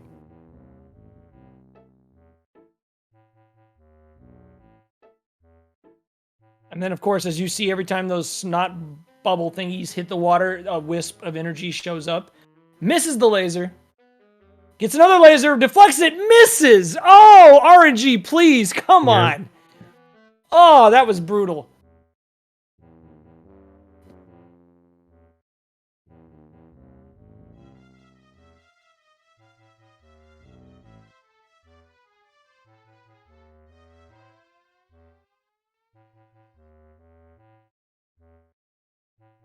And there's another one that's 2 laser shots down, 5 to go with 3 hit points remaining. And I think John's kind of seeing the pattern now. I think if John doesn't get it on this life, they got it on the next one. But we'll have to wait and see. Now, when you were doing this fight, did you figure out that there was a pattern, like a real pattern? No, the shots are completely RNG, and John Reddy reacts quickly, gets another hit in. Kerrigan has 4 hits remaining. Casper has 3. So John in good position, being very patient, has a strategy. It seems to be working so far. I was not able to find any discernible pattern. I believe it's all RNG. It definitely looks like RNG. Now, that contraption that there's somebody stuck in at the bottom in the water right there, what is that? That is the thing. I don't remember what it's called, the Lazarus or I don't whatever, the remember machine either. that brings Yeah. people back to life. And Kat's father is in there. And That's right. as we see a 4th hit from John, we're tied up. It's 3-3. John is in the driver's seat. This is his race to win. Can he outlast Kerrigan here? With 3 lives still left on this continue. Ooh, that was close. Laser beam. Oh, he missed. Oh, And takes a hit. Kerrigan with the troll. And now Kerrigan back in drive. Nice reflect, though. And now it's 2-2.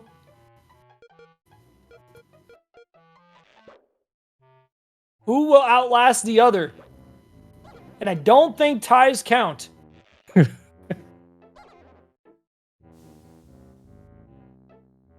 ugh.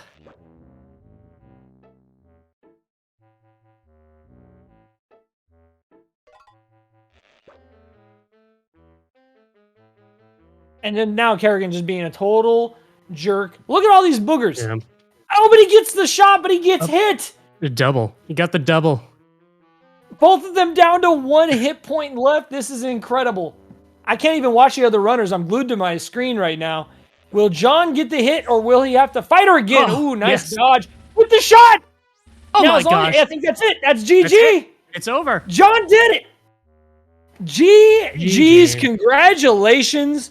ProtonJon has won the inaugural episode of Lifeline on 1 credit, no less, with 2 hints remaining.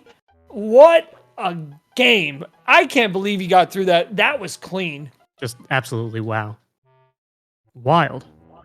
Get your GGs in chat, folks. That was awesome, and congrats to ProtonJon as the credits go through. In a moment, we will see if John would like to join us for a quick chat about the game. We'll have to wait and see. And, folks, it is time for us to let the runners know that there are 30 minutes remaining in tonight's festivities. All right, I will go ahead and head back over down to the runner's room, and I am going to bring them back out here and let them know that we have 30 minutes remaining on the clock for them to get as far as they can. So we have a little bit of time before we do that, and I will go ahead and head down and we see who's going to be coming up for us.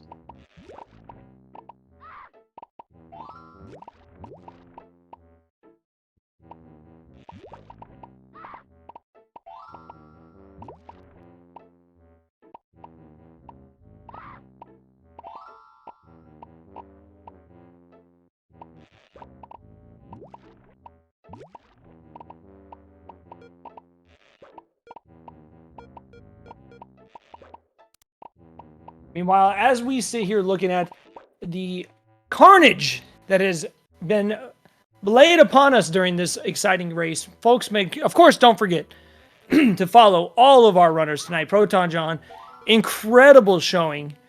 And then Lylovir, Yogi, and Aaron have done amazing as well. And again, folks, they all play amazing games over on their channels. You should check them out as well. Absolutely a treat to watch. All right, JSR, we do have John, who is our winner tonight, and he's going to come up and join us here and commentate a little bit of the rest of the way along with you. So here he comes. Welcome in, ProtonJon, and congratulations, GG. GG. That was very scary, especially in that long drop that you had after that boss fight, which really tripped me up when I played this. Did you have any clue about how close you were to the end at that point? I mean, when I saw that, so I watched this movie growing up. Like, I loved this movie as a kid, so I started recognizing some bits and pieces from it. So when I saw the fall, I'm like, this is the end. This has to be. Mm-hmm. That's why I knew about the life elixirs, because like, the end of the movie is, I think it's Christina Ricci was the girl. Like, her father is the dude in the corner. He dies because he gets drunk with the other ghosts.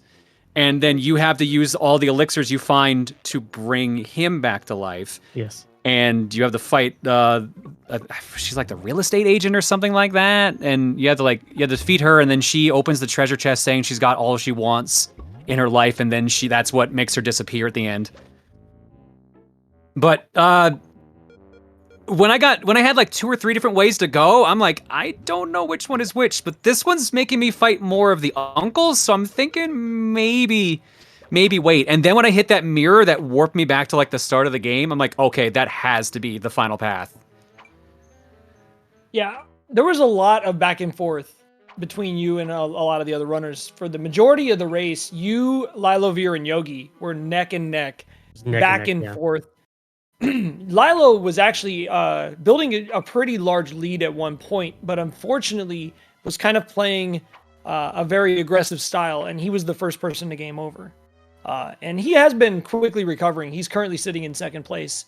But oh, wow. Yogi was the first to 7 vials, used his hint to ask somebody, and had an excellent hint given to him by his helper Overswarm. He was in position to make a run, and he game overed when he was making his way over there, and had to restart as well. Yeah, it was heartbreaking. Yeah, it was a very rough break. But you actually were the first person to find the end sequence with that big fall and the boss rush at the end, and you were able to make it through despite, I believe you were on your last continue, right? That was my last continue. I had 3 lives left, I think, but it was last continue.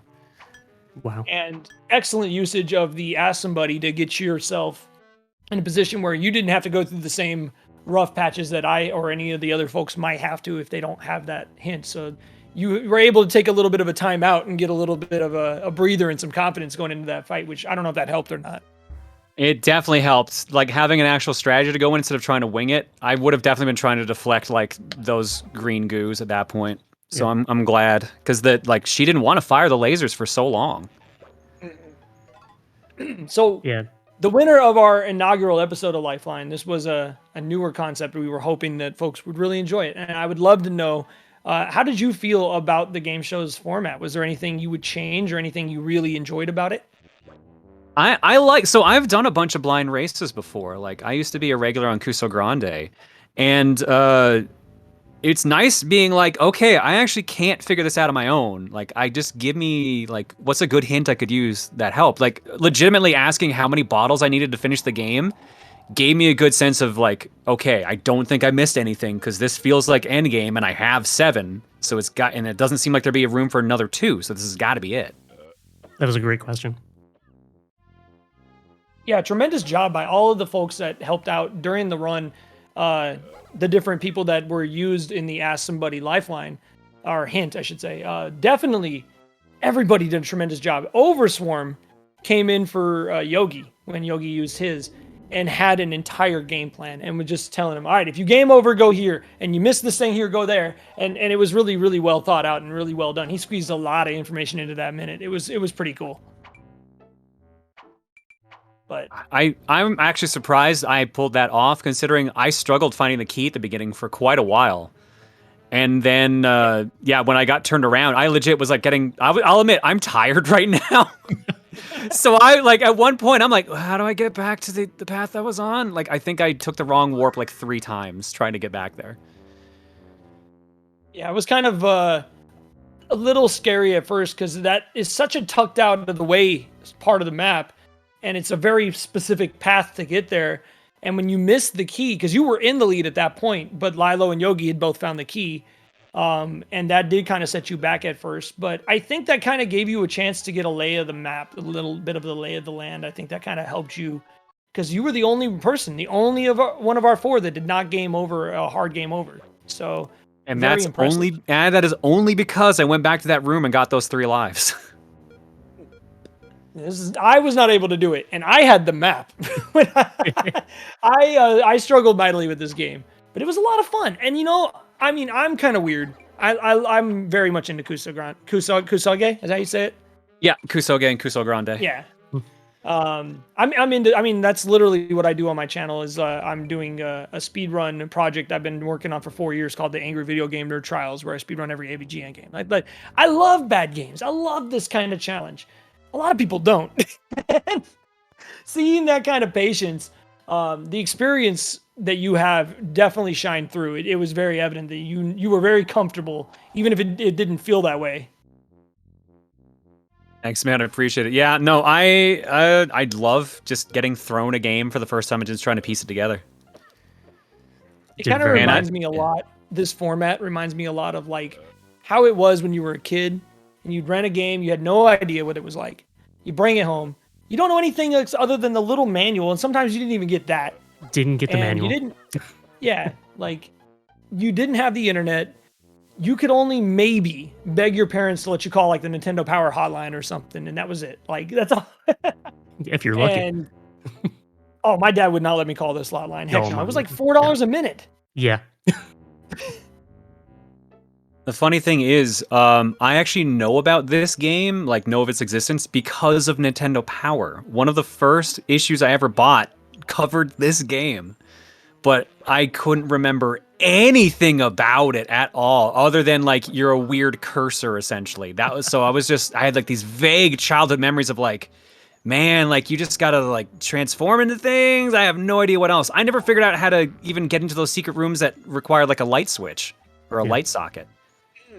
You were on the screen. In fact, you, Lilo, and Yogi all found the screen where there's an electrical power up. It's on the far right side of the map in that little shaft that had that ledge. I don't know if you remember where that was. Yes, and during the fall. Yes. Yeah, if you went through the wall on the right-hand side, it was just sitting out there. Oh, come on. It was outside the house? Outside. The only thing that you acquire outside. The ledge there made me think something was up, but I've never been able to pick up something when you go through a wall, so I didn't bother. And we even talked about that. We were like, I wonder if they're going to think of it, because even if you find it, can you grab it? The game kind of trains you that you can't. It's so dirty. It is dirty. What a game. But not required, thank goodness. Yeah. So what is it? Does it let you like hop into those lamps and that leads you there? Is that what it actually does? So outside of the building, in very specific spots, there is a electrical transformer sitting on a pole with a line that goes into the house. Yep. And if you use that power up and then press the X button, that was part of the hint that Taters gave you at the beginning of the game, where the shock don't thing, let it shock you. Mm-hmm. When I said it would shock you where it would take you. But all it was is basically lives and power ups, which I mean, that sounds like it's important. I mean, in your case, you even mentioned that you would have probably ran out of lives had you not found that room. But even when you were down to your last lives, though, one thing I noticed is like just how good you were at being patient, not taking risks, and really stretching each of those hit points out. And instead of just being like, "Oh, I'm about to die," you're like, "No, I'm about to die. I got to be careful." And it showed in your gameplay.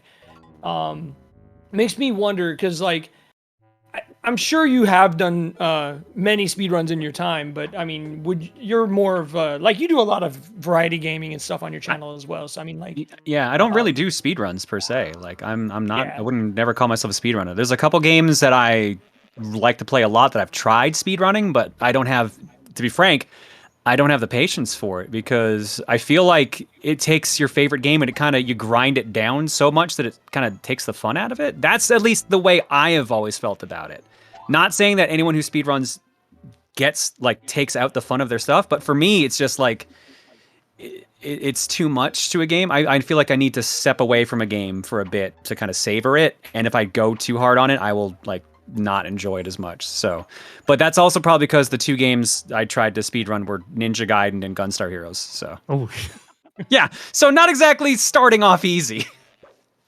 But that being said, though, the reason I mentioned that in the first place is that I think that might have backfired a little bit on the others because they are what I think they would call themselves speedrunners. I mean, it's pretty fair to say, right? And aggressive. I think that the urgency of knowing that they're in a race, and I could be wrong. I'd love to hear their takes on this, but for me at least, the urgency of knowing that I'm up against three other amazing gamers in a competitive environment. When you're in that situation where you're low health and you're feeling that pressure, it's easy for you to press. And I never once saw that on your end. You were very deliberate, very patient, and it worked perfectly. You were able to get through when the others were not. Well, I think the other thing is too, the controls, for those who have never played this game before in the chat, it's awkward. It's very awkward. Most definitely awkward.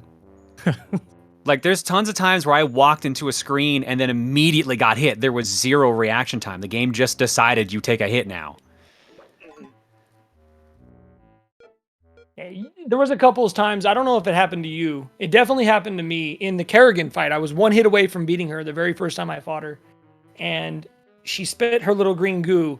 It was legitimately 2 or 3 tiles away from Casper's body, and it killed me. Ooh. And I didn't use any hints for that fight. It took me, I think, 4 or 5 tries to beat her. I was down to my last life when I finally won that, so I felt the pressure.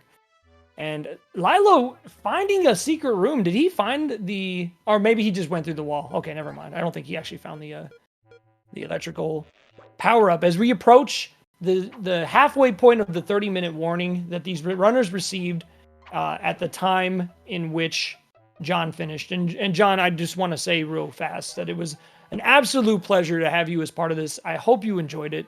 This was a lot of fun. You're welcome to stick around till the end of the event, but I want to make sure the folks at home know anything that you'd like to tell them about yourself, what's going on in your stream, your YouTube, anything. Go ahead and use a moment and let them all know what's up.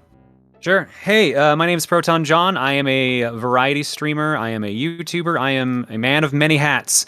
Traditionally, my normal streams are Mondays, Wednesdays, and Saturdays. Saturday's my bread and butter called Fortune Cookie, where we pick a bunch of random games out of my game collection and chat votes to see what game we play next. So it could be stuff as weird as Casper, which I have a copy of, or it could be even worse. It is usually even worse. I've definitely watched... I'm sorry, go ahead. No, sorry, you go for it. I was just going to say, I've seen the Fortune Cookie a few times. It's a lot of fun. It is going to be a mess. Tonight's Fortune Cookie is going to be interesting because what I had started doing for a while was letting my subs on the sub server vote on what game starts. But every now and then I'll find a game that sounds so silly I want to start with it anyways. And I'm starting tonight with a game called Soccer Die, which is an 8-bit game about aliens invading the Earth, and you are a professional soccer player who must defeat them all just to save the Earth. And it's just like the aliens brought in Dracula, werewolf, a Russian with a tank. It's just like a whole pile of just nonsense. I'm just excited to try out something stupid like that. Sounds amazing. That does sound legitimately amazing. That's John, like Chaos in the Windy City, but with soccer. Oh my god. Yeah. Well, no, nothing can compare to Chaos in the Windy City. Let's be real here. Speaking of Space Jam. But yeah, I'm definitely excited to see that. Yeah, we're all going to have to tune in after Lifeline to go over and check out Fortune Cookie. That sounds awesome, John. What else you got going on over there, though? Anything big coming up or anything else you want to let the viewers know? On the YouTube side of things, the Runaway Guys right now has just started playing through Mario Party DS. So we were finally able to meet back up in person. We recorded an entire playthrough of the game, and it is going to be a thing. That will be the nice way of putting it. If you like Mario Party and competitive Mario Party, I'd highly recommend watching it. Otherwise, my usual deal Mondays normally would be I'd play a game for the first time and try to complete it. But I've been taking a break from that for a while. I think we'll get back into that in December. And Wednesdays are just kind of whatever days. So that's my usual thing. I start around 7 or 8 p.m. Mountain Time. That's my whole spiel. Awesome. Thank you so much for letting everyone know. And folks, again, make sure you go and follow ProtonJon, as well as the other runners that have been involved in tonight's episode of Lifeline. It's been a lot of fun to check out. And I hope you folks at home have enjoyed it as much as I have calling it. It's been a lot of fun to watch everyone's different approaches to how they adapt to the different obstacles. And I mean, this game is not a linear game. It has a lot of backtracking, a lot of annoying backtracking that makes it very hard to stay patient. And sometimes experience, skill go hand in hand. And we definitely saw that tonight with you as you absolutely crushed this game and have taken home the first win. And it's been a lot of fun. So to that, I want to say thank you very much. And I look forward to seeing more of you in Fortune Cookie and also in the Runaway Guys, as well as your other projects. It's always been a lot of fun. Appreciate it, man. Thank you so much. All right, so let's catch up real quick. We have a little bit of progress to report, and we have a clear second place, and that is currently Lylovir. Back from the dead, currently sitting in second place. Yogi and Aaron currently are tied with 1 vial apiece, and the judges will be the ones to make that final determination in just about 12 minutes on who is going to be crowned second place, third place in this showdown of skill, of fortitude, and of patience, more than anything else. Yeah, Lilo has made quite a bit of progress just in the last 15 minutes. Finding another vial that'll put him at 5. Yeah, and still has all of his hints, including the lifeline. In fact, nobody has used the lifeline yet. That's We'll have true. to wait and see if he decides to do it as he finds his 5th vial. 11 minutes left. And he already has one of the hardest vials out of the way. Can he get the other 2 and get to that final boss rush before the time limit is up? It'll be a rush for sure. Oh, You know, dear. I know John was just saying that they aren't a speedrunner per se, but you could submit this and it would be the any percent world record. I'm just saying. Wait, sorry, repeat that? Did you say the any percent world record? That is correct. Wait, what? There are 2 categories for this game. One is SS any percent, which uses an exploit where you plug in either the Super Nintendo mouse or the Super Scope, and you get all the items right at the beginning of the game, or any percent, which is what this is, and it's empty. He's right. I'm on the site right now. There is no record there. I literally. Wait, so did we just witness a could be world record? That is Yeah. technically a world record. World record. Yeah. GG on the world record. The non-speedrunner got his first world record. Cut. Let's submit it. That would be awesome if you submitted that. That would be so cool. Please do. Can I do that? I don't know how to. I've never done this. How do I do it? Don't worry, we're going to be highlighting the show at the end of the event, and we're going to be uploading it to YouTube as well. If you want, you can sign up for speedrun.com and then create a profile, and then you would just need to link the video to the very start of the run before the run. Like, you want to make sure you get the start as well as the end. The only thing is that they may not accept this video because we cut away to show some of the other runners. So you might need to use your recording off your stream. Oh, and I turned You that might off. just have to highlight it. Crud. I turned it off. I don't have the recording. Oh no. No, you could try. I mean, we have a few hundred witnesses, so it'll be interesting to see if they accept it or not.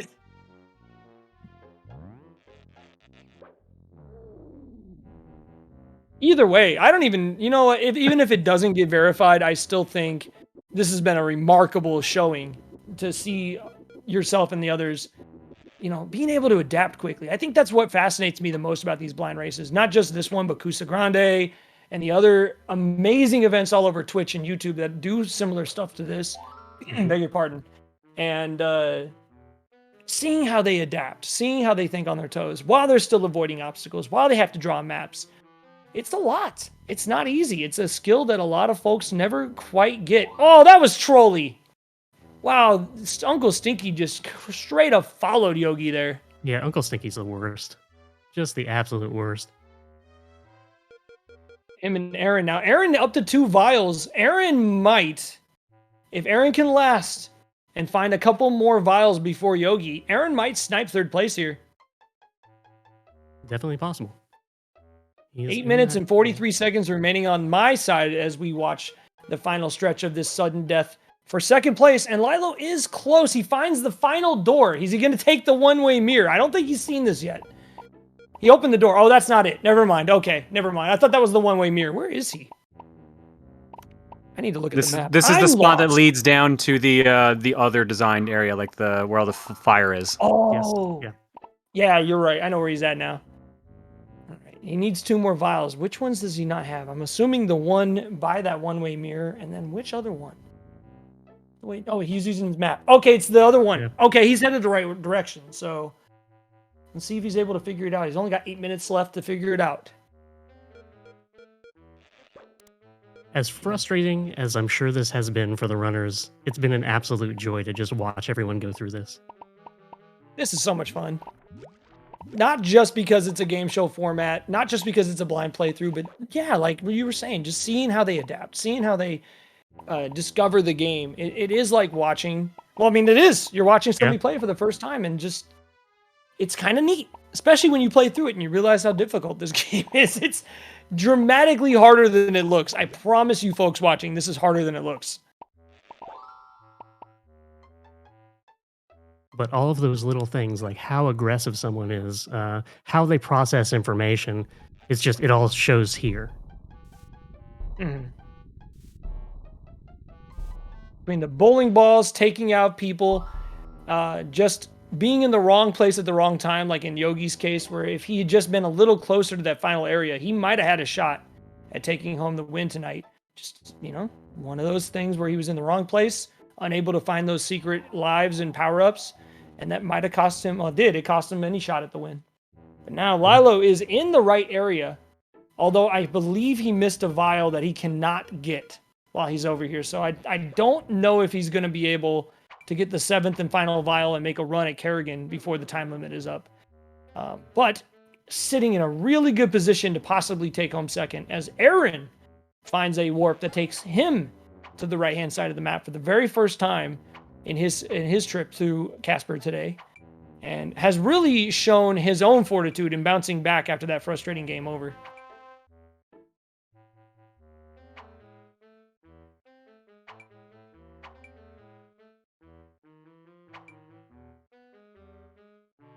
These rooms like Lilo is in with the bananas just pelting you, I could never get through those like cleanly. Those. All right, 5 minutes and 53 seconds remaining. If any of these runners are planning on using their lifelines, they'd better use them now. Only a handful of minutes remaining before we're going to end tonight's show and speak to all the runners. Lilo finding a nice bonus room.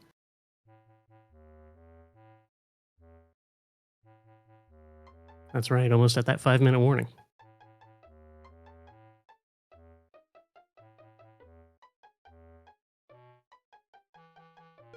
Finds the room, but how can he get to it? Oh, they're just dishing out punishment now on Lilo's side. Nice play kill, though. Sorry, I had to throw in a speedrun reference there. Come on. Come on. Hopefully he doesn't get stuck in a plate. Oh, dear. How dare you?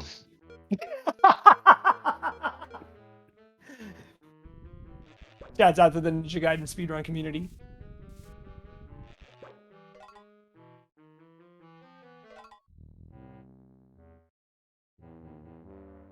Again, Lilo's showing a lot of patience and fortitude and skill tonight.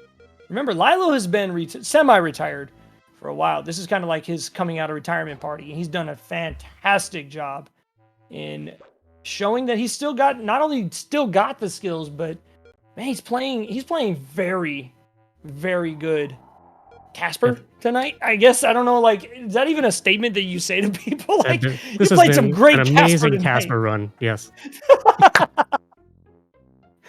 It's like, man, you Caspered so well tonight.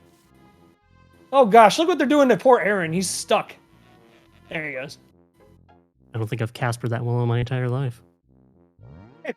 3 minutes and 58 seconds remaining. All right, so while we have a few more moments before everyone else rolls in, is it safe to say you will probably never play this again? Or do you think, John, that maybe this is a game you might revisit in some way, shape, or form at some point? I hate to say it, but part of me is like, man, what's hard mode like? Oh yeah. Oh, I love it, dude. That's what I'm talking about. I'm curious too. I haven't looked at hard mode yet. I'm guessing, this is just a guess, that there's less health power-ups or the enemies are more aggressive.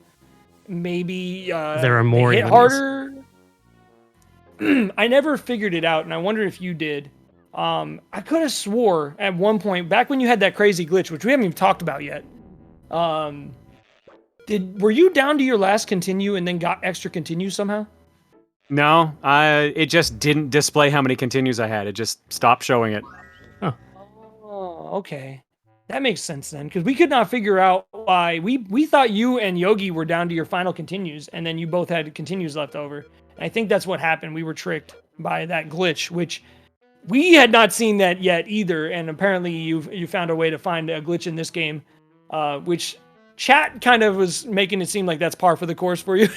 It's pretty standard. It's pretty normal. You know, glitch hunting during a blind playthrough. Yeah, no big deal. But still, really cool to see. So what happened exactly? Did you just grab the life right on the same frame you died or something? So it was a score-based one-up, and the same frame that I died was the same frame I killed something and pushed my score over. So I got a one-up, my life counter went up to 1, and then the continue screen showed up. But then the continue screen didn't show how many continues I had anymore, so it was just completely confusing. For us as well. Yeah, we had no clue what was going on, and then like we were seeing in the runner chat that you were having issues, and I was like, wait, what happened? I thought the game crashed or something, and then found out that no, and instead we were breaking the game. But, you know, it is a Speedrun Hall of Fame, so you know, breaking games is par for the course in speedruns. I was hoping for like a surprise, like now you get infinite continue situation. We don't know, Like that could be the case. I was hoping more, like it was that, or I'm knowing my luck, it would have just been like, oh yeah, no, we just got rid of all your continues now. You just caused an overflow. But yeah, overflow or not, you were able to get down that final boss rush area, get through, took care of Kerrigan in your first try. Even with some bad RNG to start, she just would not fire her lasers, but you were able to dodge all the snots and did very well at outlasting her as we real quick approach the 1 minute warning. Folks at home, this is the final minute of Casper action as Lilo does have his 6th vial and Aaron is up to 3. Yogi's going to have to make a last minute push if he wants to get out of last place. But looks like the early game over on Lilo's side might have been a blessing in disguise. He was able to rebound and is very close to the end of the game. Just might not be able to get there before the end.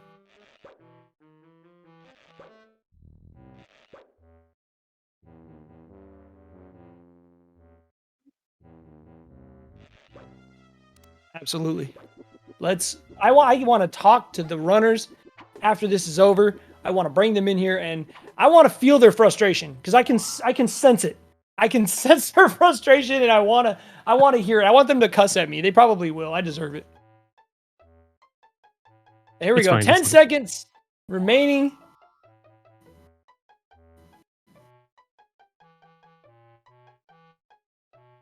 All right. And that is time. GG's to all 4 of our runners. And I'll wait for the final word from the judges, but it does appear like we have the final results. We will wait to hear from the judges on that. Seems pretty congratulations again to ProtonJon, the winner. And we'll wait and see what they say as far as if the results are what they appear. It does seem. All right, I'm going to go check in with the judges, and I will be right back with the final word. Lilo and Yogi still playing along, making good showings as we wind down tonight. And folks, don't forget, next month, right here at twitch.tv/Speedrun Hall of Fame. Lifeline will return on the 3rd Saturday of December with a whole new lineup, 4 new runners, new hosts, new game. It should be another new and exciting episode, and we'll have to wait and see if any of these runners will need their hints and lifelines in order to succeed. And it does look like the judges have ruled Lylovir is the runner-up, has finished officially in second place with 6 vials, and we're waiting to see on the final word on the other 2 folks.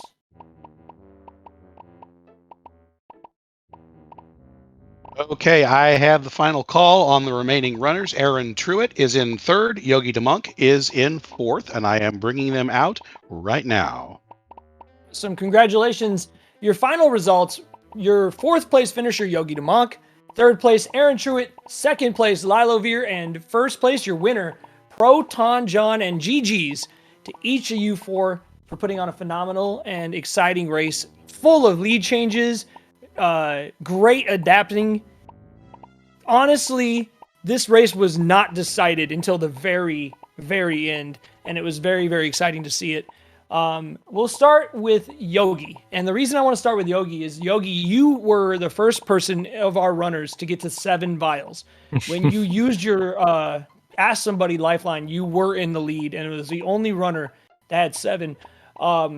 Was there any particular thing that happened, or was it just the game is Casper and it's annoying and you just weren't able to get there in time? I'm terrible at teleport mazes, and I still don't quite understand what's going on in the map. I think there's like a front side and a back side, like Goonies or something. I don't know. But yeah, teleport maze is rough. Yeah, it was a really close race between the 3 of you, ProtonJon, and Lilo for the first 20 minutes or so. Lilo, you were actually our leader for a good portion of the beginning of the run. But we're also the first of our 4 runners to have a game over. I know that must have been frustrating, but you persevered and were able to salvage a 2nd place finisher. It was a really exciting comeback. Go through your thoughts on this game. What do you think about Casper? I can't wait to hear this. I think the hitboxes need a little bit of work. They're sometimes they're there and sometimes they're not, and there's really no consistency to when is one versus the other. You can solve most problems by transforming into common household objects and smashing your face into whatever is troubling you. That seems to be a lesson I learned, especially when fruit is flying at you. Just turn into a spatula and whap whap whap, and you're good to go. Yeah, I know. I was very thrown off by the game over. I didn't realize that it was a counter of how many continues I had. I thought it was a timer, like you better press the button or we're gonna make you reset. So, had I realized earlier that that was a limited number of continues, then I definitely would have played a little differently. In some ways, though, your game over was a little bit of a blessing in disguise. Being the first person to game over, the only person who was able to make it through on their first credit was John. Because you were the first person to restart, that gave you a significant advantage on the second loop and put you well out in front. And pretty much, you were only a few rooms away from your 7th vial and having a shot at finishing the game out. You did phenomenal, and it was very impressive to watch you bounce back. Thank you. AaronTruitt, you played magnificently considering the different issues that you had early on. Go over it with us a little bit about how the beginning of the game kind of started off for you. It definitely was something that seemed that it was tripping you up a little bit. Was it just a game that you weren't familiar with as far as like the mechanics, or was it just something that was just took you a little bit of time to get the hang of? So what I should have done and what I ended up doing after my game over was make a map of my own to like tell me what was in what room, and then check the rooms like above and beneath when I could. Like I wasn't like notating anything. I was trying to like keep some rough notes, but what I ended up doing, I almost consider I should have done this.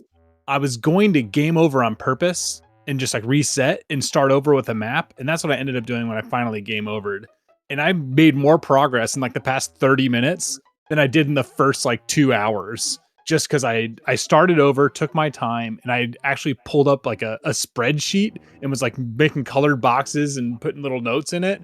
And I think I would have done all right if I would have kept going there, but I just should have done that from the start. Because I was so confused. I was running in circles is what I was doing. Once you got a hang of it, though, you made some good progress, especially on your second loop. You definitely were flying through on your second loop. You were making great headway. I think if you'd had a little bit more time, you definitely would have had a chance. I think you'd have been in the running. If I would have just taken the advice of a very wise Nintendo Desi and got some graph paper and made a Desi graph, I'd have been fine. For what it's worth, I definitely game overed my first time, and I definitely did not draw a map either, and I was kicking myself. I was lost. I finally just gave up and got the map out because I was trying to learn the game. It was frustrating, and to see you four persevere through hiccups and deaths and game overs and continue pushing in a game like this was very impressive. All right, well, before we head on out, I wanted to give a quick chance for all four of you to give a sign off. We'll just go counterclockwise, starting with Yogi. Yogi, would you like to tell the folks at home a little bit about what's going on in your stream and what you've got coming up? Sure. Yeah, I've been grinding Solstice on NES for a very long time, trying to get world record on that. It's highly optimized, and it's hard to, do 50 tricks in a row in a single run and actually do that and not fail any of them. So yeah, I've mostly been working on that. But that, I tend to go for like less popular games, Solomon's Key, Solstice, Castle Quest, stuff like that, but they're like super optimized. So yeah, that's about all. Well, we look forward to seeing that, and especially the Solstice runs. We were kind of talking about that there's another Casper game that was released only in Japan. It plays like Solstice. It's made by Natsume, so it might be decent. I don't know. But we look forward to seeing that, Yogi. And again, thanks for joining us so much tonight. I hope you enjoyed the show. Yep, thanks for having me. It was fun. Did I say counterclockwise or clockwise? I'm going counterclockwise. I think I said that. Aaron, would you like to tell the folks at home a little bit about what you have going on as far as your stream and what's coming up in the future? I've taken a kind of a step back from streaming, focusing on some personal stuff in my life. But I do want to give a shout out. Instead of shouting myself out, I want to shout out the Speedrun Hall of Fame for putting on an awesome event. This was really cool. And once I got a snack in me and started making a map, I started having a lot more fun than I started off with. So thanks to Speedrun Hall of Fame. Thanks to all the runners that ran with me. You all crushed it. And then one last speedrun shout out. Shout out to Ouija for breaking the 120 star world record this week. Really cool stuff to see such a coveted record broken. So that's what I'd like to use my shout outs for. Yeah, that was huge and definitely a worthy shout out. And thank you so much. And I'm going to say it anyways. Go follow AaronTruitt. When Aaron returns to full-time streaming, he's going to knock it out the park as he always does. He puts on a great show. And Aaron, thank you so much for joining us as well. You got it. To second place finisher Lylovir. Lilo, tell a little bit about the folks. Tell the folks at home a little bit about what you've got going on. I know you've been on a little bit of a hiatus, but when you come back, what are you going to be doing on your channel? That is an excellent question, James. At the moment, I don't know. I have been meaning to get back at it more recently. As some of you know, I have a bit more free time on my hands than I did a few months ago. I'm unemployed now. So I do plan to be getting back to streaming a bit more often. I would imagine there'll be more Zelda 1 and Zelda 2, since those are the primary games that I run. But you might see me here on the Speedrun Hall of Fame again in the future. Oh, okay. Almost like this might be the run, huh? Maybe. Maybe. This is the.run. Don't forget to check that out, folks. And finally, to our winner and gracious runner, ProtonJon. It was a lot of fun to get the chance to hang out with you and chat a bit during the end of the run.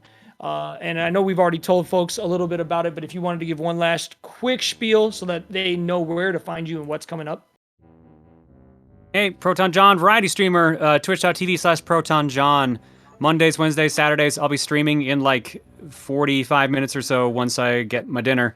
We're going to do fortune cookie night, random games, chat votes on which one we play next. It's going to be very chaotic. Otherwise, go to youtube.com/therunaway guys. We're starting Mario Party DS today. That's it.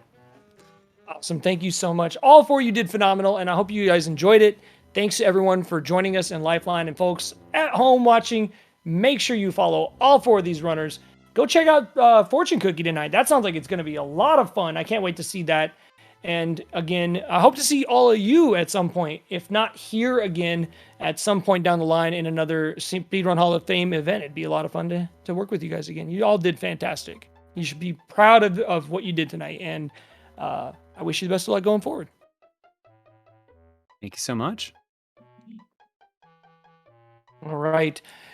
That is going to do it for us tonight, folks. I think for a race of this caliber, Pole's Voice, that our runners did phenomenal tonight.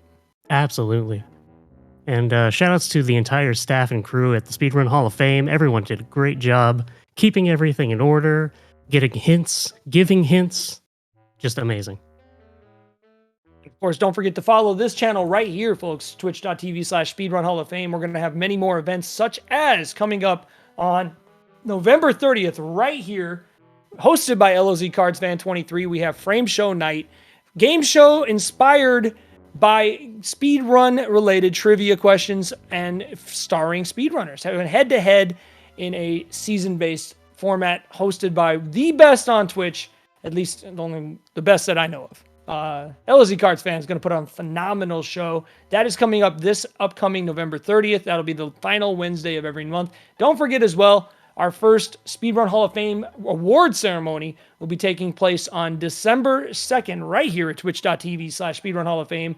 We'll be giving away the first induction to a phenomenal feat, our very first inductee. So that's going to be very, very exciting as well. So for all four of our runners, ProtonJon, Lylovir, Yogidamonk, and AaronTruitt, and for myself, and I'm going to pass it to you to take us out of here, Pole's Voice, but I am JSR, and I appreciate you all putting up with me for the last 3 hours. I hope you all have a tremendous rest of your weekend. And Pole's Voice, would you like to bring us out of here along with Taters? Taters. Well, I just want to say thank you very much, JSR and Pole's Voice, for hosting a fantastic show this evening. You guys did a wonderful job. And, of course, also to our four runners, fantastic work. It was great watching you guys working your way through this and through quite admittedly somewhat annoying game to get yourself through. So congratulations to everyone involved. And I look forward to seeing the next time. And, of course, to everyone else who's watching, Happy Thanksgiving, if that is in the cards for you. Yes, happy Thanksgiving to all of you. And folks, don't go anywhere. We still have a raid, and we need you to come with us. We're going to raid somebody in just one moment.